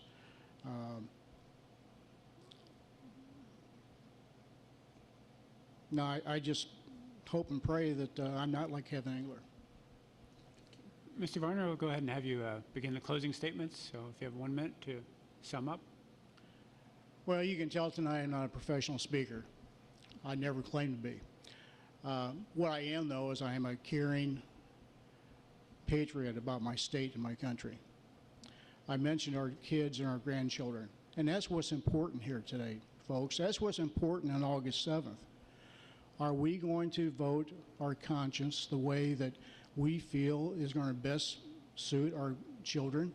Are we going to have jobs available for our grandchildren? Are they going to be able to afford homes? Are they going to be able to send their children to school, to college, and get an education? These are the important issues. And I plan to go there to Jeff City, if you allow me, and fight for those values and those issues. Do I have all the answers? No, by no means. It is a learning process. I know that Kevin Engler said something about having experience. Well, our founding fathers, they didn't have experience. They went in there with open minds and their faith and their pledge to do what's right for their country. And that's what I plan to do if you're elected me to state senate. Thank you.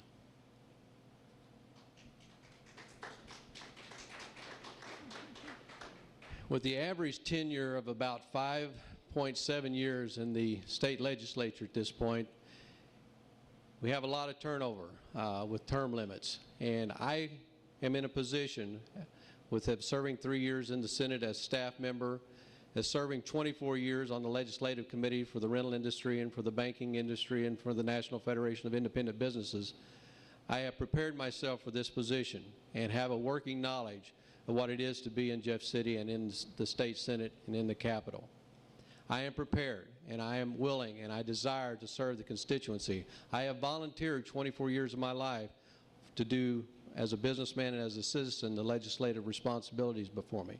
This time I want to continue that by serving as your state senator. And just to speak to the Missouri Club for Growth, I accepted their PAC money because of economic development, not because of right to work, not because of voucher system for the teachers. I don't understand how Mr. Varner can say what he said when he accepted money from the independent electrical contractors. That's a PAC. That's a group just as much as anything else. It is not a PAC. It's an organization. It was $250. It's still it's a special interest group. I am here to serve, and I have prepared myself to serve, and I hope that you see that in the efforts that I've shown you tonight. Thank you very much. Thank you, sir. Thank you. We'll invite Mr. Parker up. We had sent an invitation to both Republican candidates for the House of Representatives in District 8. However, we did not receive a reply from Joanne Emerson, so we have her challenger, who is Mr. Bob Parker. While Mr. Parker's making his way to the front, when you leave tonight, there are some maps on the back table if you're interested in the latest and final redistricting maps for the Missouri House and Senate. Please help yourself. We also have some forms back there for if any of you are farmers. Your extension office is doing nitrate testing on corn to feed to cattle. We've been doing a lot of it, and there are some information packets back there. So with a little commercial done, we'll move on and hear from Mr. Parker. Thank you for joining us this evening. Good to be with you this evening. Would you like to make an opening statement? I sure would. Thank you. I sure would. I'm Bob Parker. I'm running for Congress here in the 8th District. I've lived in this district since 1978, about 35 years. I run a farm over in Texas County with my lovely wife, Karen. I have 2 lovely daughters, and we have 5 grandchildren. And I'm married to my high school sweetheart, and she's been a great partner, and a lot of hard work and making it through a lot of sacrifices and things over the years. We've built a wonderful family and a wonderful life together in Texas County. I farm about 530 acres over there. I run a hunting operation in season. Over in Texas County, we have to do several things to make a living sometimes, and I'm out there in the private sector. working my farm, and I ran a dairy farm over there for a number of years. We milked about between 80 to 130 cows, and had some employees and worked hard, did that. We survived the droughts and the storms and all of those kinds of things. And I sold that operation in 1998 and got into just beef cattle again, and I got into the real estate business. I was in that business early in my, before I got into dairy business, I was in the real estate business. So I'm a realtor, got involved in selling farms and ranches, and still have my real estate license, and still I haven't done that much the last 4 years, because I've been campaigning and very concerned about the direction our country's going. As I say, I've been out in the private sector, and just like most of you here, we're really horrified with the spending that we see on the federal level, and it seems like we keep electing people to office that have this bailout mentality and big government mentality and big spending mentality that is absolutely threatening our society today. And I think if we don't turn that around, we're going to be in very serious trouble. We're already in very serious trouble. I'm pro-life. I'm strongly pro-life. I'm a Christian. I accepted Christ when I was 18 years old. I talk about my faith. I'm not ashamed of my faith. The wonderful thing about this country is we have the freedom of religion here, and we can believe whatever we want to believe here, and I think that's a great thing. But I am a Christian, and that guides my principles and values. I'm pro-life from conception to natural death. I think we shouldn't destroy innocent life. I am for capital punishment because I don't think that's innocent life. When you're convicted of a capital offense, I think that is an option. I do support capital punishment. I also am strongly pro-Second Amendment. I'm a gun guy. I hunt. I love my guns. I grew up hunting with my father and started shooting a BB gun and a .22 when I was a young boy, and moved up to chasing quail and pheasants, and now I certainly enjoy big game hunting, so I'm a huge Second Amendment supporter. And it's great to be with you here today. Thank you for having us, and I look forward to getting to know more of you and answering your questions today. Sure. Yeah, we did want to ask you some questions, although we don't have another candidate to contrast views with. But I'll just stay right here, and we'll just stay engaged. All right. You did mention that you were involved in real estate, and I guess Yes. you've been on a board of realtors and honored for real estate sales. Do you support a tax overhaul that would affect the incentive for home ownership through any changes in the mortgage interest deduction? An incentive for mortgage interest deduction? Currently, there's your taxes, you're able to take mortgage interest deductions, and do you still encourage, if there was a change in tax system? I support the tax interest, or the mortgage interest deduction. I think that's a good thing. Do you foresee major tax changes, and if you were elected, that you'd want to implement in the tax code? In taxing of real estate? And just people's. In general. Yeah. Taxing in general. I do support the consumption tax idea. I think I dislike the IRS very strongly. I think probably if most of us were audited, they would find things in our taxes that were not right. I just think it's so complicated and massive, and every year we all go through a real process getting all our information, and I have a very complicated tax return because my tax lady just pulls her hair out every time she does my tax return, because I have several businesses and things that I do, and so I would like to simplify that system. I do support some kind of a consumption tax. The fair tax has some good things in it. There's some things that I don't like, but that's something I think would need to be debated and worked out on the federal level. So I don't have all the answers, but I think we need to look hard for some of the answers and correct some of the things we have. Mr. Parker, as a Republican, may I assume that you're opposed to the Patient Protection and Health Care Reform Act passed by the Obama administration? Yeah, I'm strongly opposed to Obamacare, yes. So if so, what ideas would you propose for addressing health care reform? Well, I think we need to look to the markets for solution, and for solutions to our problems. I think these big government approaches are really damaging to a lot of the things we have in the private sector. I think, buying insurance across state lines and different things like that are good ideas. Health savings accounts, things like that. But really think the big government approach and the mandates on the federal level are very destructive. And I think we see with Obamacare forcing insurers to, do things in certain ways just adds to the cost. And it's very complicated. I will say that. It's extremely complicated matter, but I think the thing that would guide me is look for free market solutions instead of government mandates, and make government smaller instead of bigger, like Obamacare does. Let me give you a chance to clarify your position on an issue that has been reported in the media down in Cape Girardeau and Poplar Bluff area, and that's in regard to comments about decriminalization of drugs. It sounds like your position is that states should have rights to enforce drug laws as they wish. And so my question is that if a ballot initiative or law passed that allowed a state to decriminalize drug use, would that be something you would support? Well, I'll just kind of clarify what happened. I talk about states' rights in the 10th Amendment quite a bit, and I talk about the Department of Education and how we need to get rid of that on the federal level. And if you read your Constitution and look at some of the things they're doing on the federal level, they're really not given that authority in the Constitution. And I think the enforcement of drug laws ought to be left to the states. I think it would be better done on the state level. They took that to mean I was for decriminalization on the federal level, which I've never said.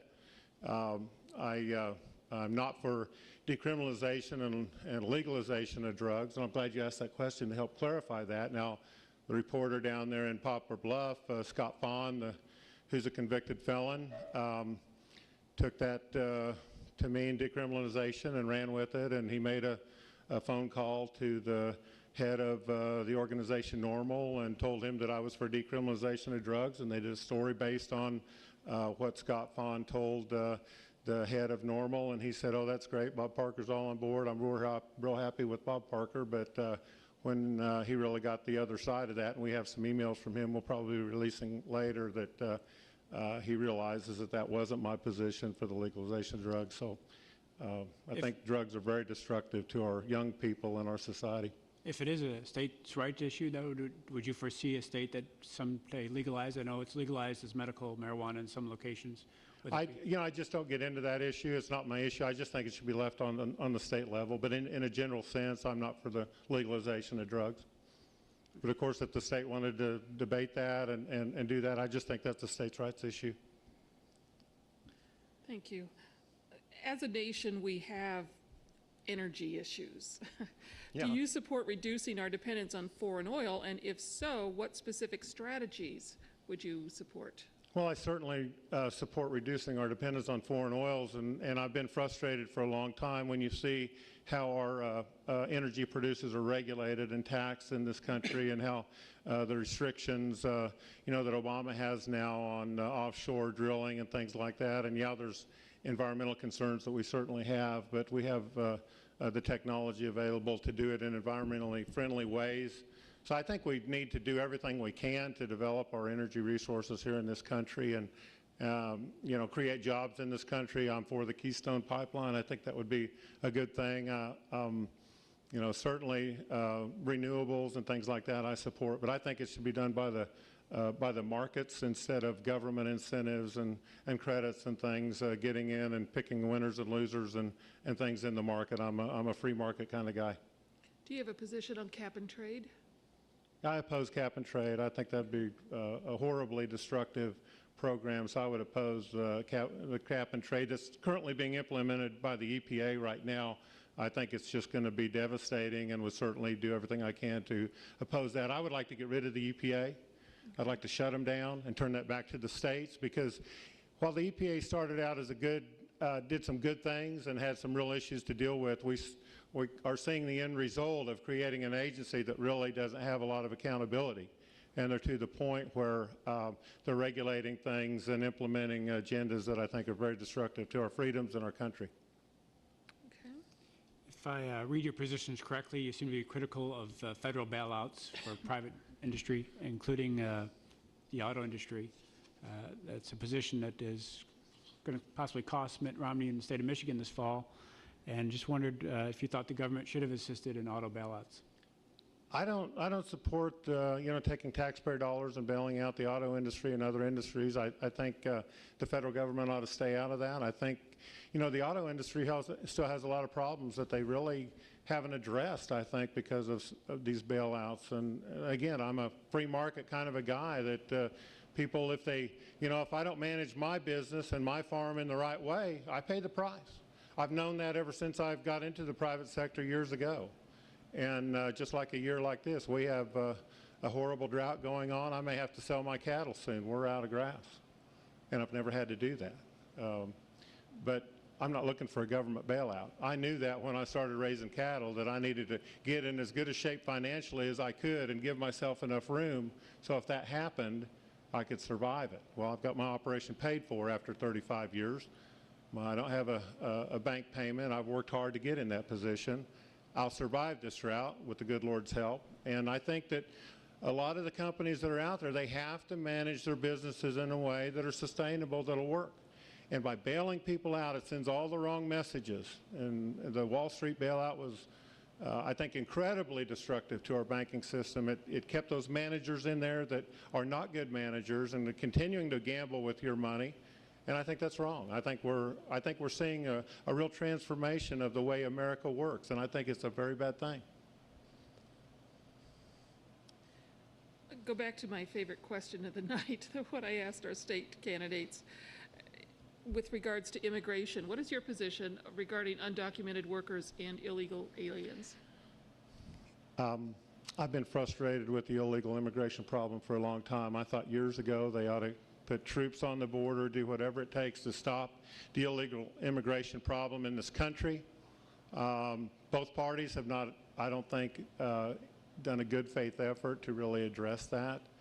I think we should have stopped the illegal immigrants from coming across that border, because look at all the problems it's caused and look at how much it's cost us.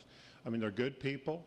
They're looking for jobs in this country, many of them, and I have good friends that are Mexicans. They're Americans, but I have nothing against the Mexican people. They're wonderful people. But they're coming into our country illegally, and I think that they should be sent back home, and we have a process that's legal, and we should go through that process. I certainly support a guest worker program. We have a lot of agriculture that uses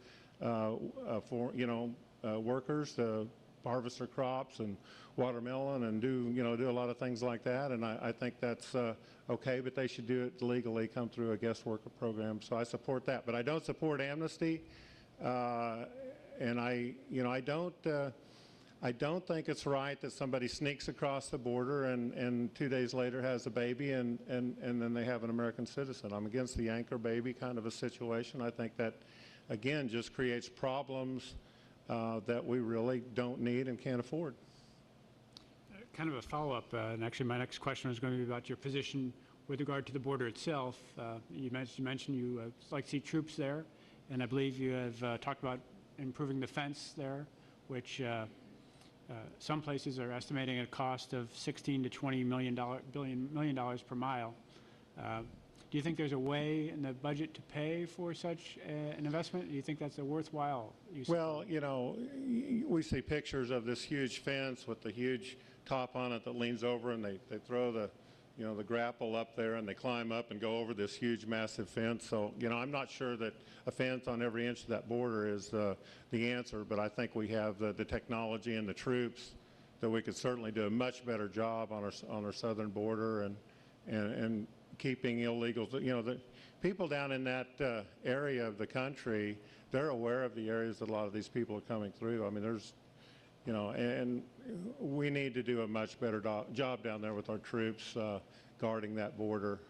So there's a lot that can be done. I don't know that we can afford to build a huge fence on every square inch of it, because that would be a tremendous cost. And I don't, when you see the pictures of how people are able to get through that kind of a fence, I'm not sure that that's the answer. But I think getting manpower down there and electronic means of surveying that border would be very helpful. I'm going to recycle another question. Where are the points, if any, that you believe you could work with the Democrats? What issues do you think you could work with the Democrats? I've worked with Democrats a lot. I've been real involved in property rights issues, mining issues. We had sand and gravel mining that goes on in the Ozarks. We've worked hard to let people continue to mine sand and gravel there without regulations that really destroy the rights of property owners and miners to be able to get that material. So I've been in the trenches fighting for those kinds of issues for a long time. Now, what was the question? Let me... The issues where you believe you could work with the Democrats. On that issue, I worked with a lot of Democrats. Another issue I've worked on is the animal identification issue, where they want to register your farms, ship your cattle, and then regulate you to death after they do that. We had a lot of Democrats that were very concerned about that issue, and actually I was very disappointed in some of the Republicans on that issue. They really weren't there for us. So I work with people on issues, and I don't care if they're Democrat or Republican. Most folks in the county that I'm at, we have a lot of good conservative Democrats. They're my neighbors, and I don't, to be honest with you, I don't really talk the party stuff over there. We work on issues. We talk about things that are affecting our country, and we see eye to eye on most things. I mean, they're conservative folks over there. They're working people, and we get along great. So I work on issues with those people and my neighbors, and so I look forward. I think we need people in Washington, D.C. that will stop this what's good for my party kind of a thing and start working on issues that are good for all of us, regardless of whether we're Republican or Democrat. And if I can find things that I can work with Democrats on, issues, which I know I certainly can, I'll be more than happy to work with people to correct the things that are going on in Washington, D.C. right now. So. All right, well, Ms. Parker, we'll have you give your 1-minute closing statement, if you would. 1-minute closing statement. Well, thank you for having me today. It's been fun. I have been on the campaign trail for about 4 years now. This is my second run. We have been working hard to get out our message of smaller government, more fiscally responsible government. I'm running against a 16-year incumbent that has been voting for big government and the bailouts and those kinds of things, and she's absent today because absolutely the last thing she wants to do is get up on a stage with Bob Parker and talk about these issues, because I think you can understand how that would go. Last night we had a Cape County straw poll. We had an event there. Joanne Emerson didn't show up. They took a straw poll on who they would support to represent them, and I think the vote was 82-17. I won that poll. I won the Republican straw poll in Farmington several months ago, 2-1 against Joanne Emerson. Where is Joanne Emerson? What's she? We've had her representation for 16 years. Where is she? There's the empty chair. We've been working on property rights issues for years. She hasn't been there for us. That's why I'm running. I'm frustrated. We are seeing things go on in Washington, D.C. that are destroying our freedoms and our country. And I want to fight. I want to fight for the good people here in St. Genevieve County. I want to represent you and your interests. And I'll listen to you. I know there's a lot of Democrats here. I don't care. I work with Democrats. I'll listen to you like I have my neighbors back home. So please check me out, electbobparker.com. You can get it. There's a lot of things on the internet you can check out. Just Google Bob Parker and Joanne Emerson. You'll find a lot of information there. I certainly encourage you to research the record and who we are and what we stand for. I appreciate your vote. I ask for your vote tonight. I want to represent you in Washington, D.C. and fight to get this madness in Washington under control. Thank you very much. Thank you, sir.